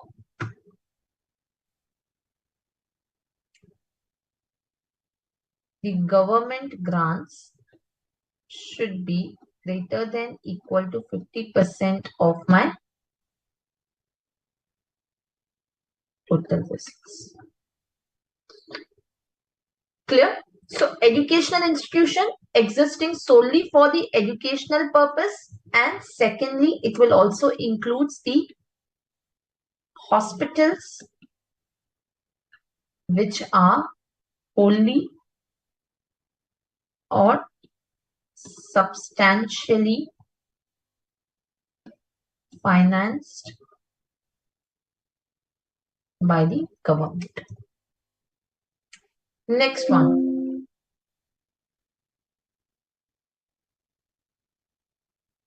Next one is the educational institutions. The educational institutions or universities or the hospitals or medical institutions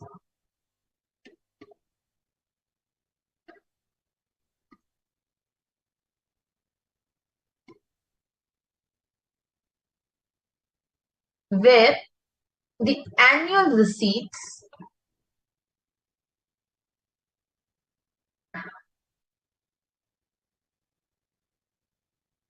are less than 5 crores. So basically, any universities or educational institution which are existing solely for the educational purpose and not for profit, you can just make a little change here. I think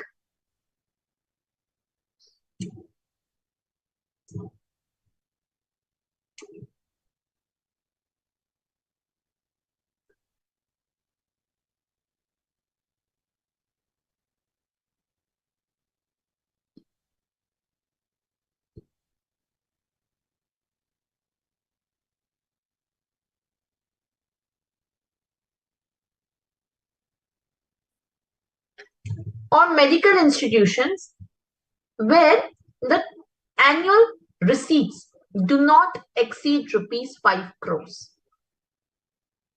Now this 5 crore limit which is there for individually also, but the combined receipts also should not exceed 5 crore. So meaning, let's say for example, if I have an educational institute, if a trust has an educational institution as well as hospital, right? Now if say hospital has the receipts of 4 crores, let's say,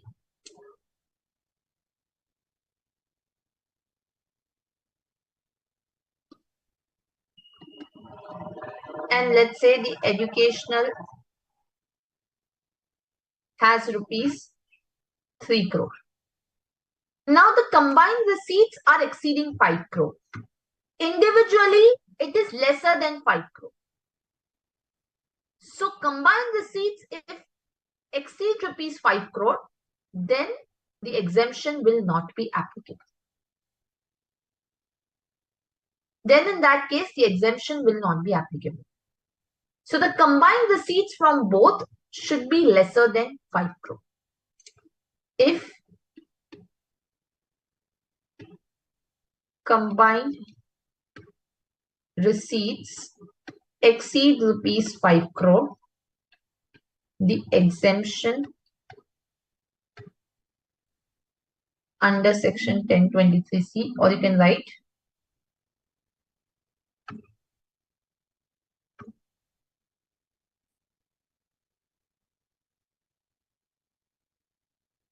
unconditional exemption 1023C is not available. Now, what do we mean by unconditional exemption is not available? So, understand this particular point, students. This 3 trusts which are there, that we have so far studied, these have the unconditional exemption. What do we understand by unconditional exemption? So unconditional exemption, students, mean that I do not have to fulfill any conditions. I do not have to obtain any registrations to get the exemption. Are we getting this? I do not have to obtain any registrations, any approvals from the commissioners to get the exemption. If I am a specific trust which is listed in 1023C, or if I'm an educational institution which is existing solely for educational purpose and not for profit, and which is substantially financed by the government, right? Or I'm a medical institution which is wholly or substantially financed by government. Or I'm an educational institution or medical institution where my annual receipts are lesser than 5 crores. Then I will have an unconditional exemption, meaning I don't need to apply for any approvals.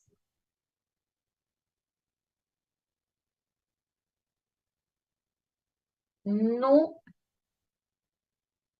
approvals required. However, if I am not falling within these 3 categories, which is, let's say, A, B, and C, then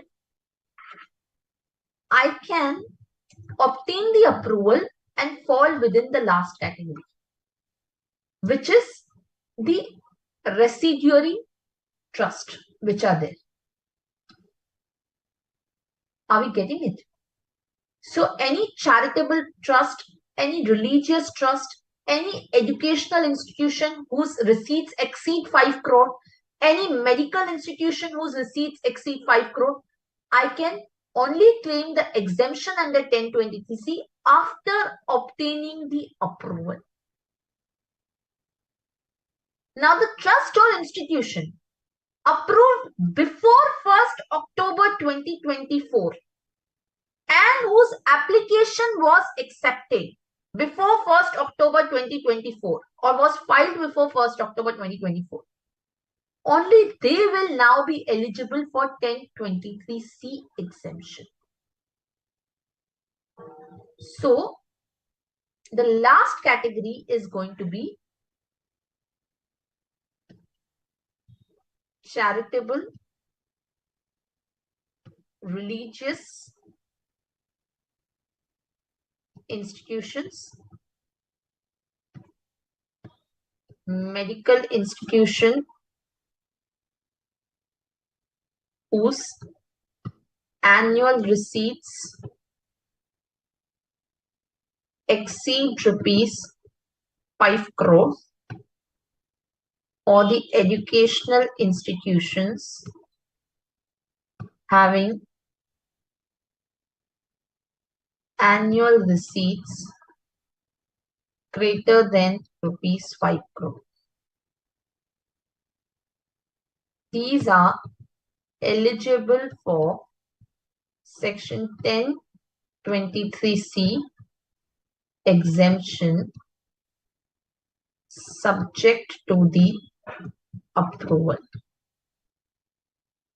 Subject to the approval if granted before 1st October 24 or application was filed before 1st October 24 but approval granted thereafter.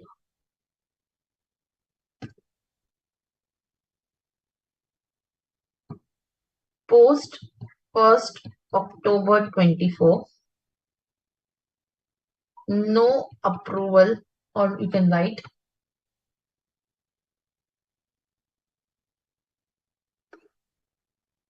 no application can be made under Section 1023C. So what about A, B, C post 1st October 24? These will continue to be under 1023C. A, B, and C are not impacted by the Finance Act amendment. So the trust which wants to take a registration under 1023C and claim the exemption, they will have to now go under 11 to 13.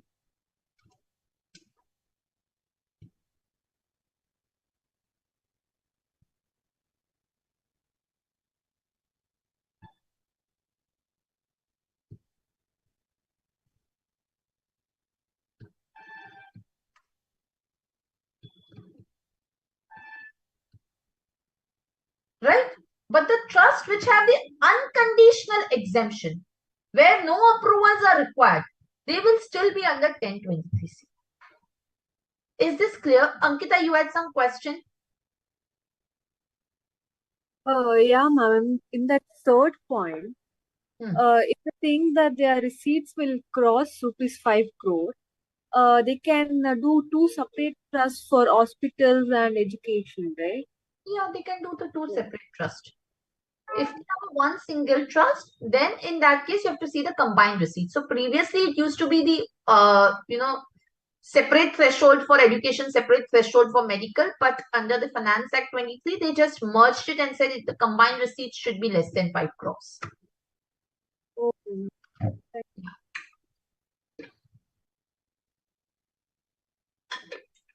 Is this clear? Are the two regimes clear enough to everyone? Yes or no? Ma'am, here is no approval is required and no any registration. Ma'am, you say registration also. Registration means for what? Which registration? For 1023C only. See, we will learn about what are these registrations or approvals, when these are, how these are taken. But as far as this ABC is concerned, they don't need any registration. Basically, a trust needs to get registered, need to claim these exemptions. So they need to obtain these approvals from the commissioner to claim these exemptions. But as far as ABC trust are concerned, they don't need any approvals. It's an unconditional exemption which is available. Okay, ma'am. Yeah. Any other question? Yes. See, as far as the trust topic is concerned, now, so far what we have discussed could be a theory question worth maybe 5 marks. A short question may come based on, let's say, New Noble Educational Society, or this point can even be tested as a part of the question which may come as a computational problem under the charitable trust. Maybe, it could be mentioned that there is an educational institution which is having the profit of, let's say, 100 crores. Now, out of that 100 crores, let's say maybe 10 crores is from the incidental activities where it is generated, maybe, let's say, for example, for providing the bus facilities to students. So you have to then write an answer that based on the Supreme Court in New Noble Educational Society, even the activities incidental to the to the object of imparting the education will also qualify for 1023C exemption, provided the separate books of accounts for incidental activities are mentioned, are maintained. Okay, so this could come as a part of the full-fledged question. It could also be a theory question, students, right? More or less, you have to just remember these points because this could be tested as a part of the full-fledged questions or can be as a theory question. But as far as the charitable trust topic is concerned, see, it may seem a little difficult. Even when I was studying, it used to be, really difficult for me at that point in time because, there were different provisions. It's altogether a different thing. But when in the exam, in my exam, even I was, very casual about this topic that it may not come in examination. But when I opened up my exam, there was a 10-mark question.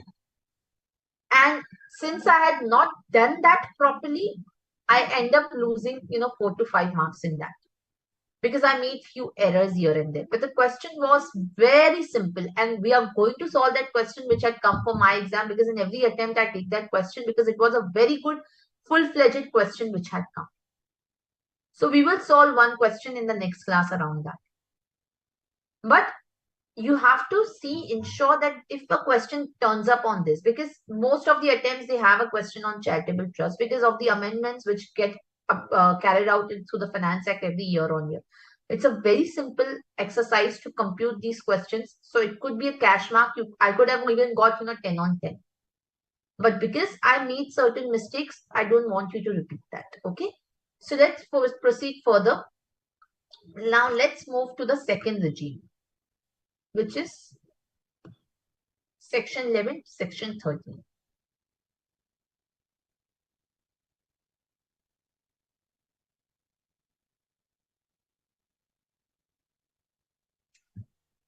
So now, what does Section 11 to Section 13 talks about? What is this kind of regime which is there? It talks about the trust which are engaged in the charitable purpose. So Section 11, which is there, it says income from the following income will not be included in the total income of the person if the income is derived from the property held under trust wholly for charitable or religious purposes. Are we getting this point? Now, what is the charitable purpose? Religious is not defined. But what is the charitable purpose? If I show you the Income Tax Act, let us understand.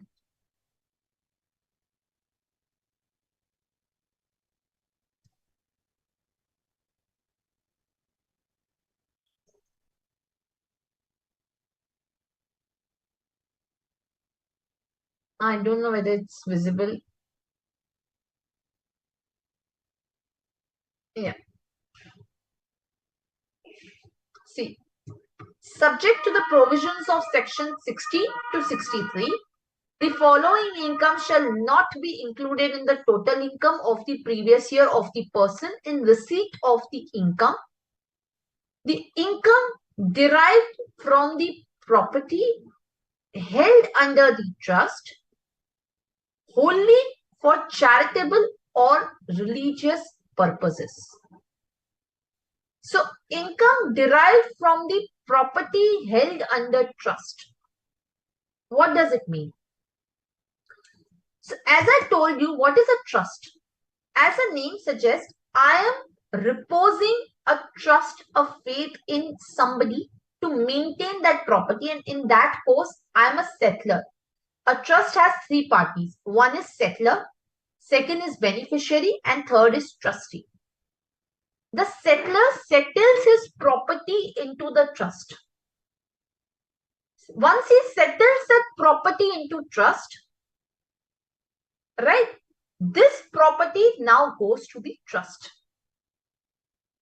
This is reposed to the trust in trust of the trustee, that this will pass on to the beneficiaries. If the settler exercises control over that property, what kind of trust it is called? You have already done that in the clubbing of income.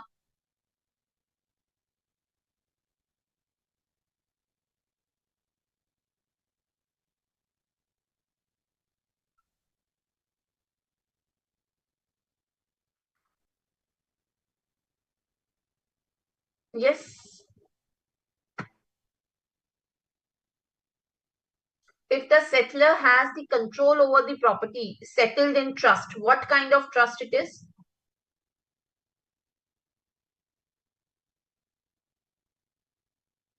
Have you not done revocable, irrevocable trust? Yes or no? Yes, ma'am. Correct. So, what does section 60 says?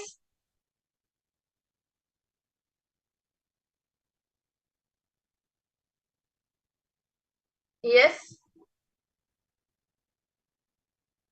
Section 60 to 63. So, even this, if you see, says subject to section 60 to 63. A transfer shall be deemed to be revocable if the settler has the power, or if the transfer contains any provision for the transfer directly or indirectly of the income to the settler or assets to the settler, or the settler has the right to reassume the power over the income or the assets. Isn't it? So that kind of trust is called as which trust? Yes. Revocable. Correct. Revocable trust. And the income of the revocable trust is taxed in the hands of?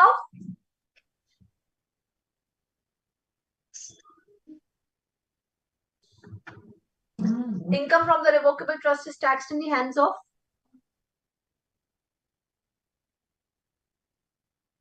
Settler, right? Yes, ma'am. Right? So, the settler will settle the property in trust. If he has still the power, that trust will be disregarded. It will be taxed in the hands of settler only. Right? As far as these charitable trusts are concerned, the settler will settle the property into the trust. Then this trust will be managed by the trustees. Trustees are like, the directors in the company who manages the company. The settler is like a shareholder who puts the share capital into the company. And the beneficiary here is the general public. Isn't it? So, the income which is derived from the property held under the trust, which is wholly for charitable or religious purposes. Are we getting this? So, income which is derived from the property held under the trust will be, if it is only for charitable or religious purposes, in that case, it will be exempt under section 11. Are we clear with this point? So, what is religious? What is charitable? It is not. What is religious is not defined. But what is charitable is defined under 215 of the Act. Are we clear? Yes or Yes. no? Yes, ma'am. So what is the meaning of the property here? The property here does not mean any asset per se. The property here signifies an interest in the trust, or a kind of income of the trust from the activities that it is carrying out. It doesn't mean only an asset. And the income from that property, if it is wholly from the charitable or religious purpose, then only it will be exempt under section 11. Are we clear? Now, here, what do we have to understand is the meaning of the term charitable purpose. So let's write down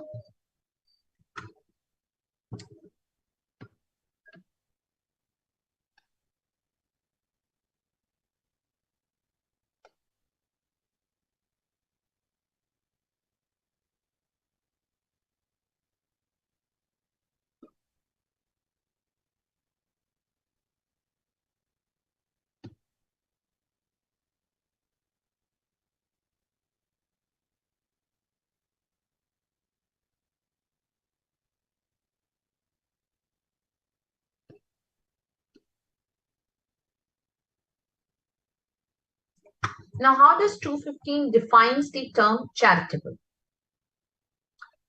So the term charitable here means there are different activities which are listed under the term charitable purpose. So 215 says the term charitable is defined as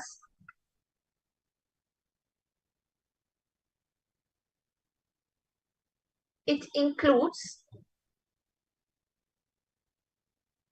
so you can write here, the term charitable purpose includes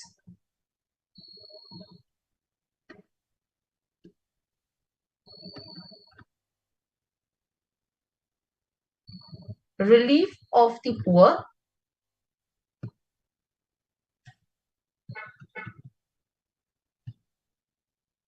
education,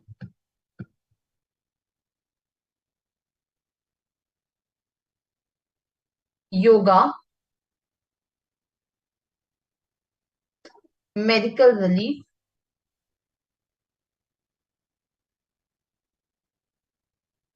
preservation of environment,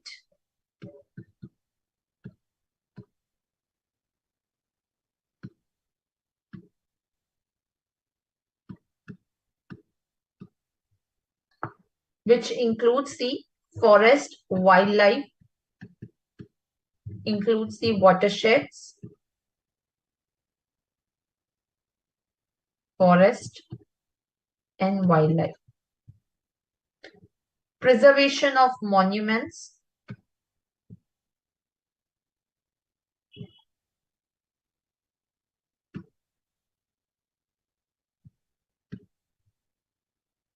preservation of the monuments, and finally advancement of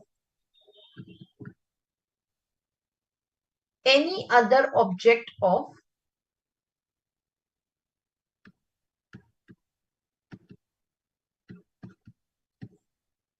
general public utility. Okay, so what this is that these are the purposes which could be classified as the charitable purpose. Now here there are different activities which are listed down. Are we getting this? The different activities which are listed down are yoga, wildlife, preservation of environment, all of that. Are we clear?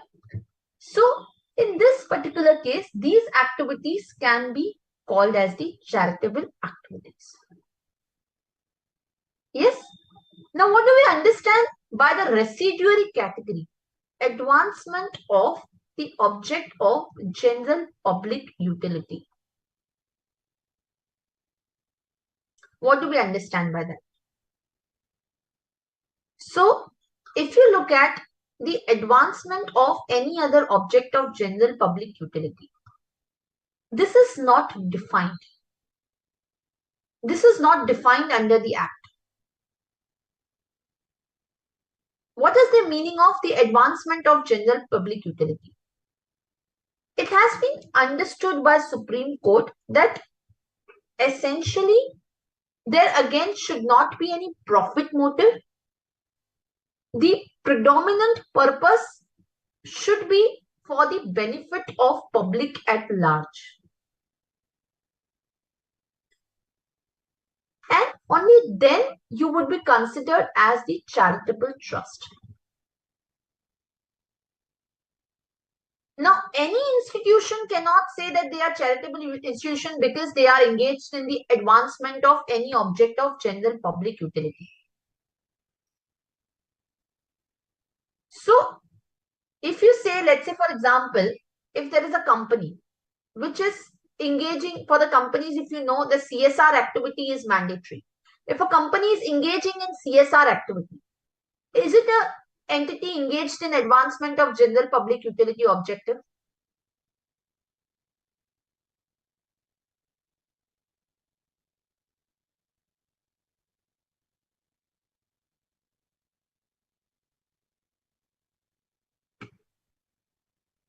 No. No, ma'am. No. Because this is not the activity or main object of that entity. Yeah, if a company has a separate trust, right, which is engaged in this objective of doing the CSR activities, then of course one can say that it is engaged in advancement of object of general public utility. But company per se, just because it is doing some activity of the CSR, doesn't mean it is engaged in the advancement of an object of general public utility. So if the activities are carried out on commercial basis, what I told you even for the educational institutions in New Noble, it cannot be regarded as the charitable activity.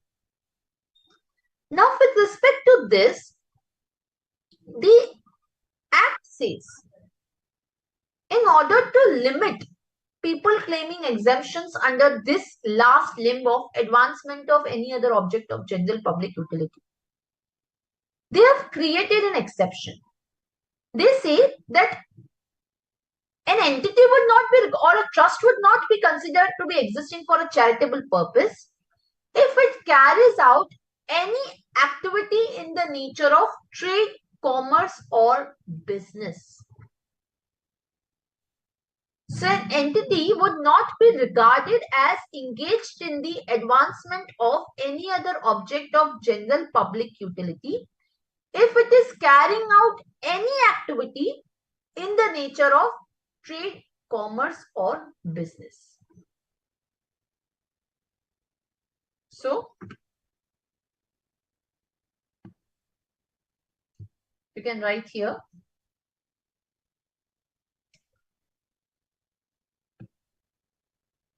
If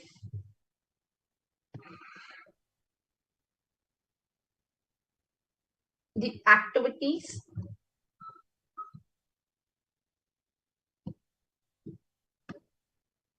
are carried out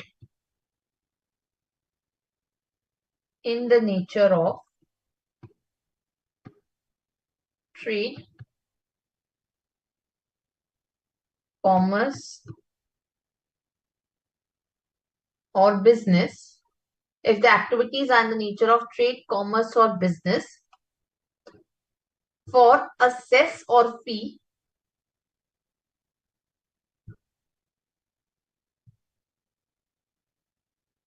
irrespective of the application of the income from such activity.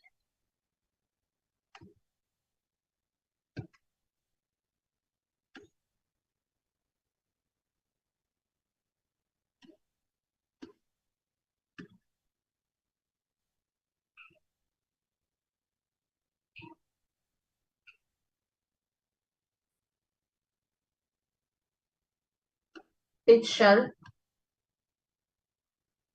not be regarded as engaged in advancement of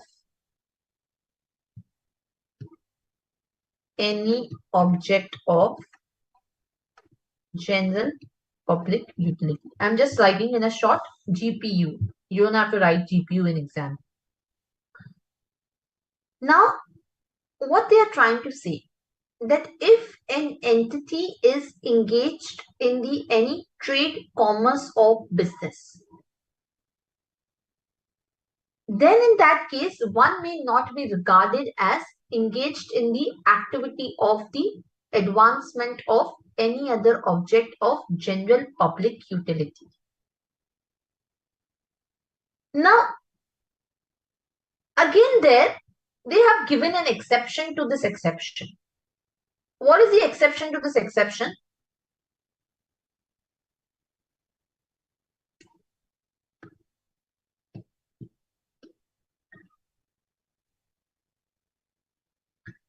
So it says if the activities are undertaken, if the activities are undertaken in the course of actual carrying out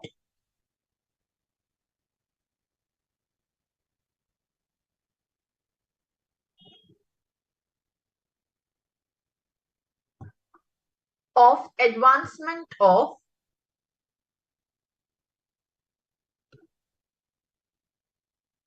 object of general public utility, and the receipts from such activities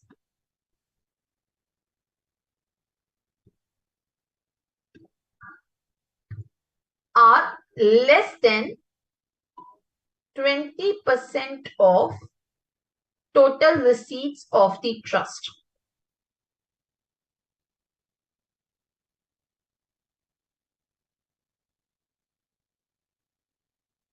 In that case,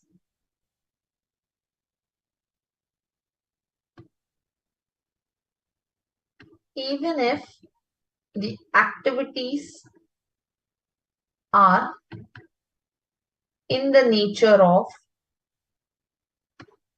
trade, commerce, or business, it shall be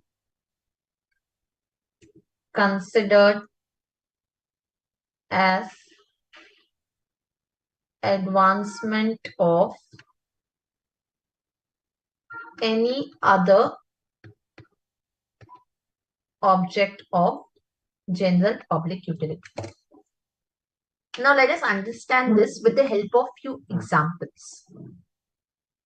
So what they are trying to say, there was occasion before the Supreme Court again in Ahmedabad Urban Development Society case to examine this particular clause, wherein the question before the Supreme Court was, students be very, very careful.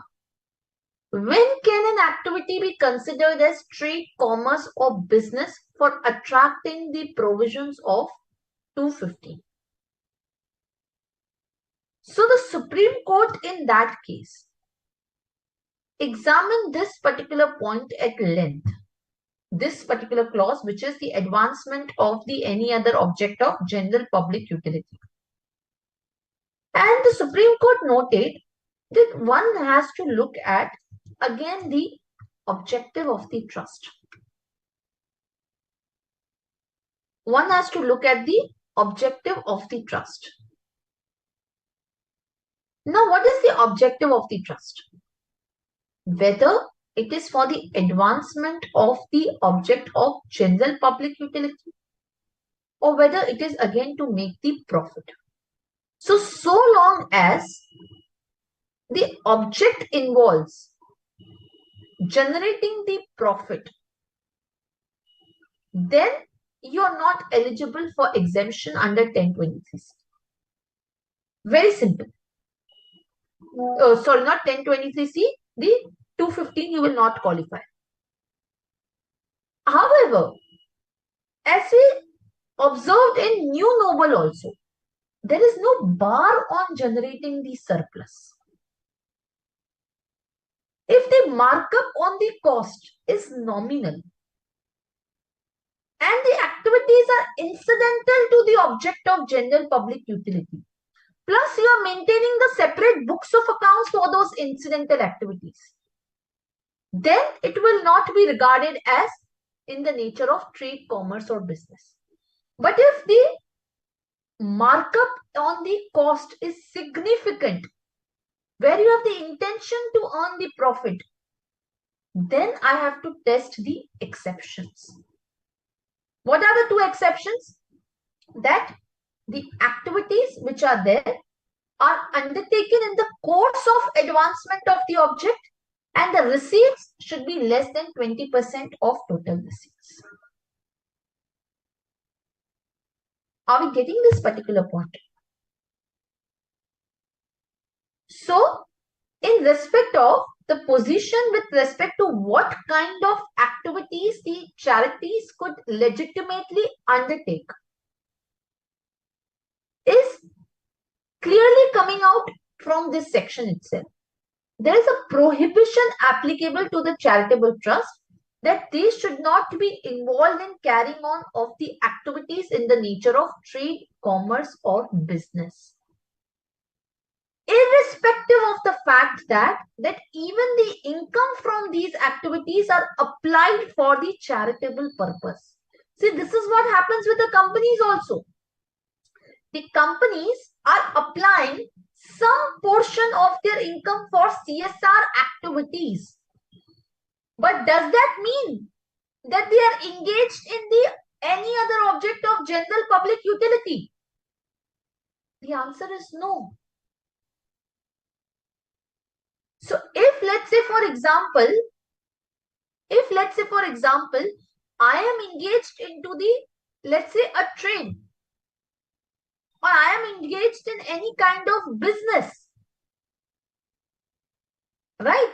Now from this business, I am applying the income of this business entirely towards, let's say, preservation of wildlife. Will it be considered as charitable purpose?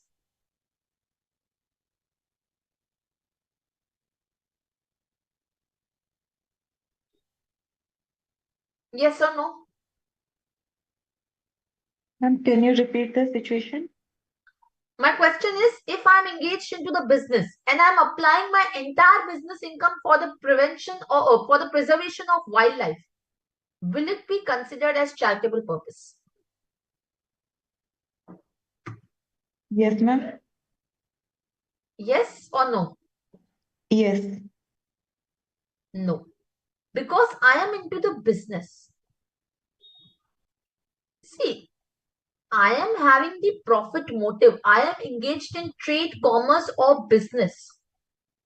Ma'am, but you said that now your whole profit is utilized for wild, so purpose is also there to protect the wildlife, whatever you. Yes, but see, if the activities are carried out in the nature of trade, commerce, or business, then irrespective of how I am applying the income from that activity, it will be regarded as I am engaged in the trade, commerce, or business and not in the advancement of object of general public utility. So, Or ma'am, my purpose is not to earn profits, then only I can be called or fitted within this particular advancement of any other object of general public utility. ma'am, Patanjali is now doing so many trades, but still it is a trust and say that their motive is not religious yoga. All activities are done by them. So we consider them is in a business of trade, or we consider them trust. Very good question with respect to Patanjali. Now, see, I'm not sure what is the kind of model that they are operating into. That whether they have registered a trust only for the yoga and incidental activities that they are doing, or is it the case that they have the separate one entity for everything, or whether it is like a separate entity. Now, this Delhi High Court judgment in the case of Patanjali Yoga Peeth, which is the trust that they have, where they are held that the propagation of yoga by way of conducting yoga classes in a systematized manner falls under the category of imparting of education under 215. So there they are not falling or trying to fit within the advancement of any other object of general public utility.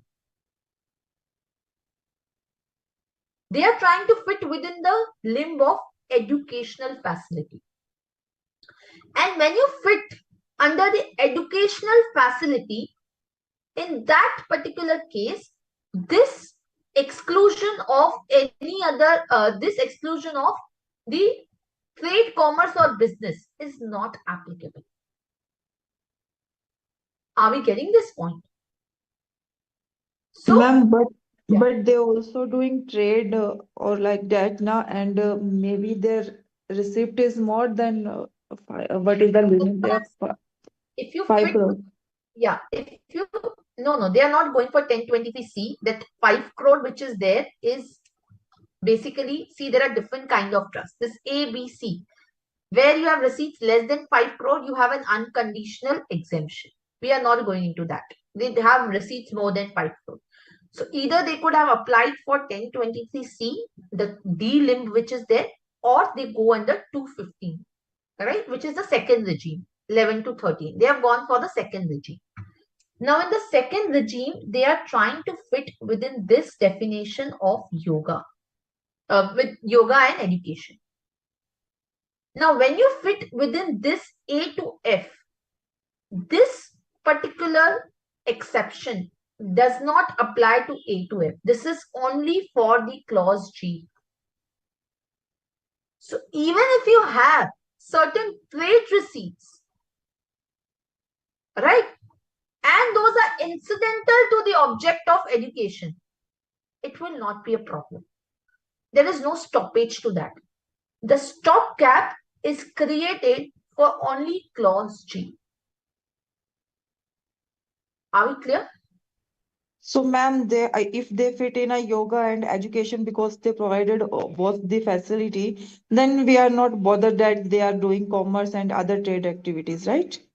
See, it is not that we are not bothered. It is still, what will happen is, see, the assessing officer will still have the right to revoke the exemption in case he finds that, okay, they are not doing or not applying the income towards the charitable activity. But whether at the registration stage itself they will be denied, the answer is no.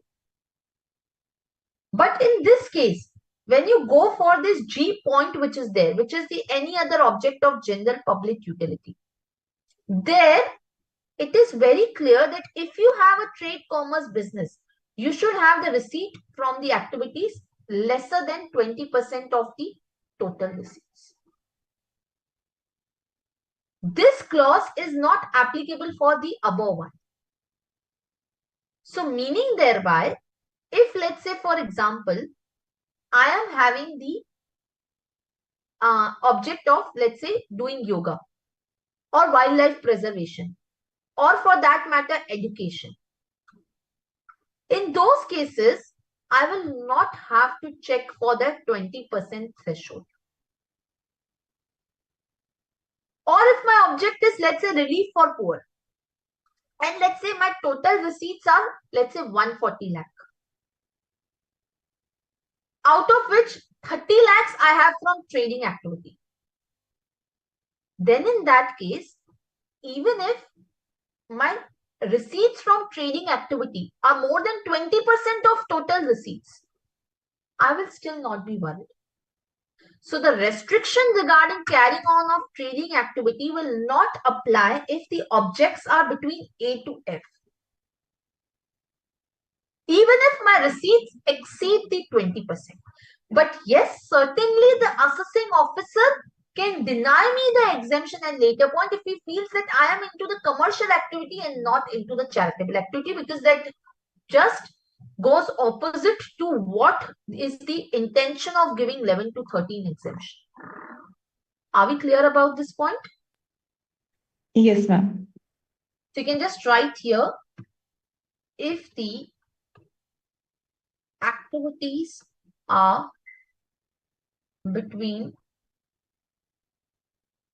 A to F, even if the trading receipts or trading activity receipts are greater than 20% of total receipts, the activities will still be charitable, as the exception only applies to the G. Are we clear?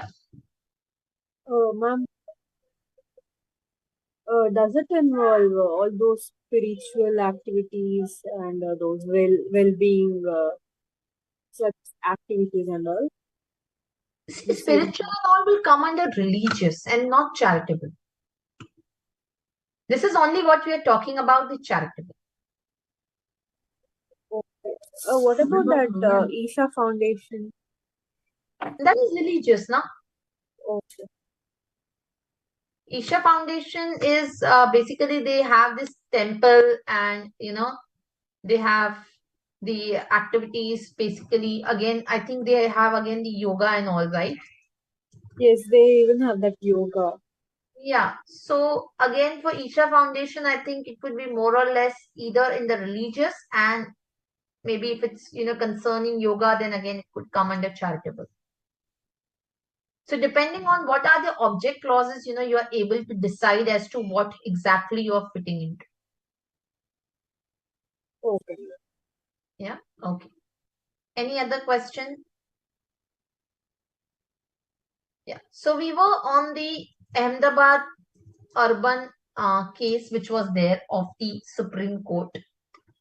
So in that case, as I said, the Supreme Court had noted that what is this trade, commerce, or business?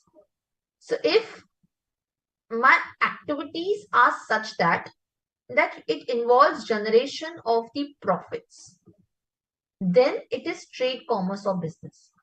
So that is very well also coming out from the 215 itself. So there is a bar which is imposed on the charitable trust from carrying out the activities in the nature of trade, commerce, or business.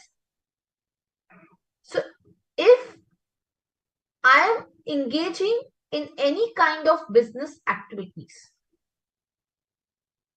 and I'm charging the fees for that, irrespective of whether I'm applying the receipts from those trading activities for the charitable purpose, if I'm engaged in the trade, it will be the purpose will not be considered to be charitable.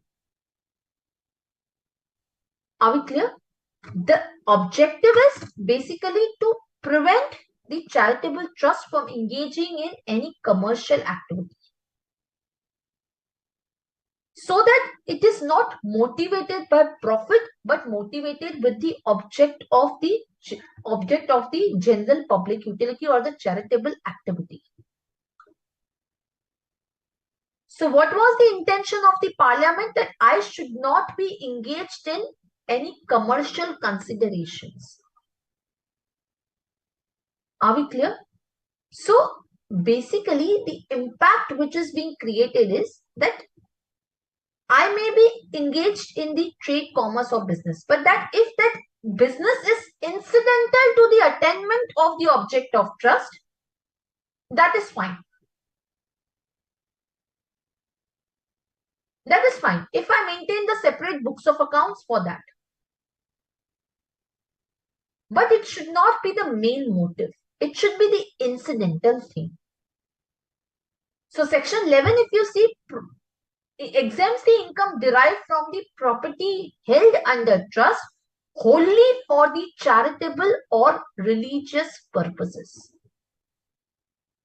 So if a property is held under trust and that property is nothing but a business that I am doing, then in that particular case, I will not qualify as a charitable purpose. Are we getting that? So if I'm doing a business, then in that particular case, I would be not required to, or I'm not called as a charitable entity. So just write over here.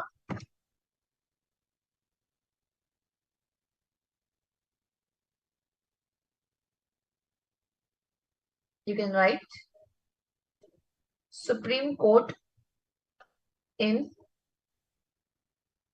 Ahmedabad Urban Development had noted that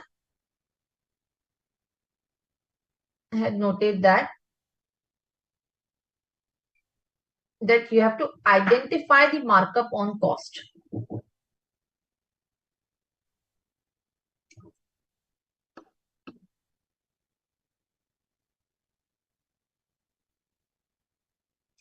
Identify the markup on cost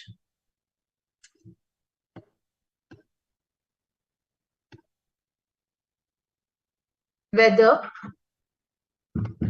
it is nominal or significant.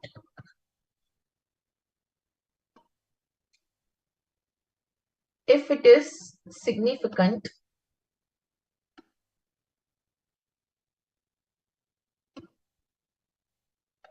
test the exceptions, that is whether the activity receipts exceed 20% of total receipts. If it is nominal and activity is incidental to the main object, if it is nominal and the activity is incidental to the main objective of general public utility,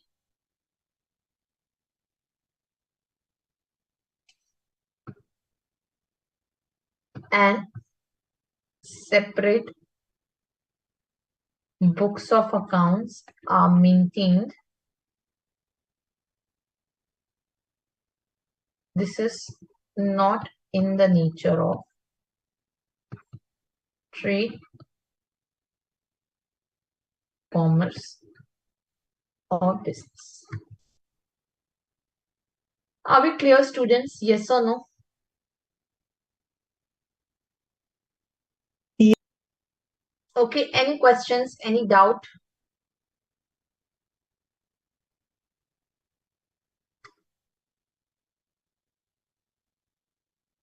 Yes.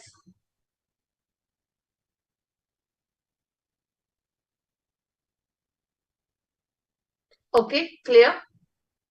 So basically, you have to remember that what is the objective of the trust. If the objective is to earn the profit, then of course, in that particular case, I'm out of it. So in this Ahmedabad urban development also, they had in fact, examined the ICAI's object also. They observed that the provisions of the ICAI Act, which is there, clarify that the ICAI is performing the functions in the larger public interest of regulating the standards of CA education. Right? So they are basically having the authority in law to perform the functions that regulate our curriculum. So the institute is the body which is prescribing this professional education and regulating the profession of CA. So therefore, it clearly falls in the description of advancing the general public utility function. Now, the fees charged by the institute which is there and the manner in which it has to utilize the fee are clearly controlled by the law, clearly controlled by the Act of Chartered Accountants.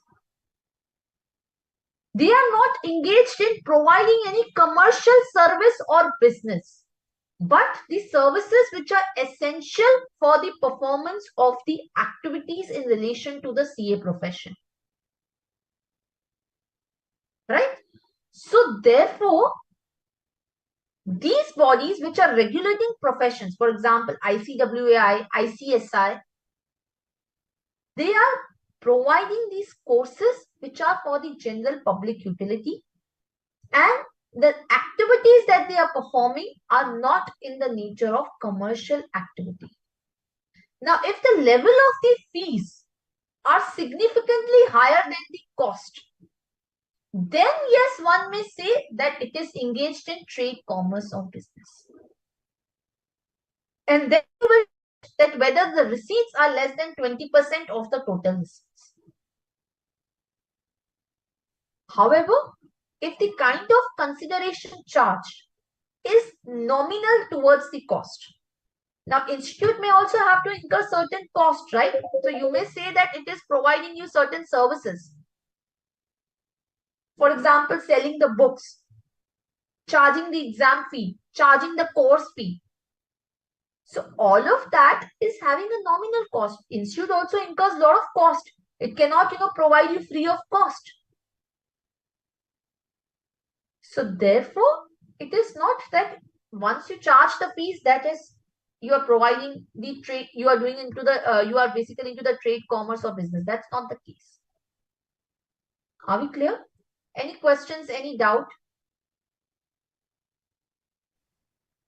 Ma'am, ICAI या ये professional bodies are not covered under education. See, it is not only education that the ICAI is doing. ICAI is performing other functions with respect to maintaining this profession also, isn't it? It's not only into running the CA course. It is also functioning for the members. So in that case, one can say it is also into the object fitting within the object of advancement of general public utility. Are we clear? Ma'am, that ICAI provided to its member and other activity that are not considered incidental activities, means for a point of one point. Where, for example, I am into this education and I'm selling the books, I'm providing the libraries. Those are incidental. But ICAI is performing two functions. One, it is providing the education to the students who are doing the CA. Secondly, it is functioning for the members once who have become the CA by again organizing a lot of seminars, coming out with a lot of publications, doing a lot of events. So those are maybe not in the nature of education per se, because they are not doing any education for us. They may be doing education for you. So it is like 2-3 objectives which it is falling within. Okay, ma'am. Yeah. Any other question?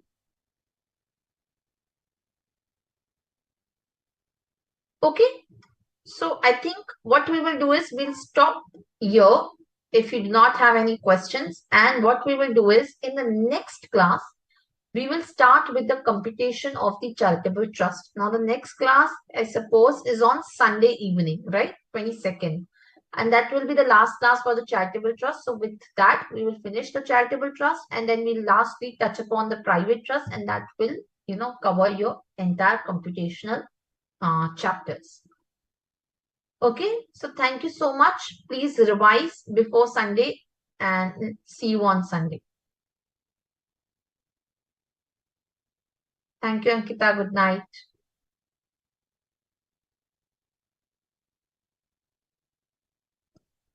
Yes.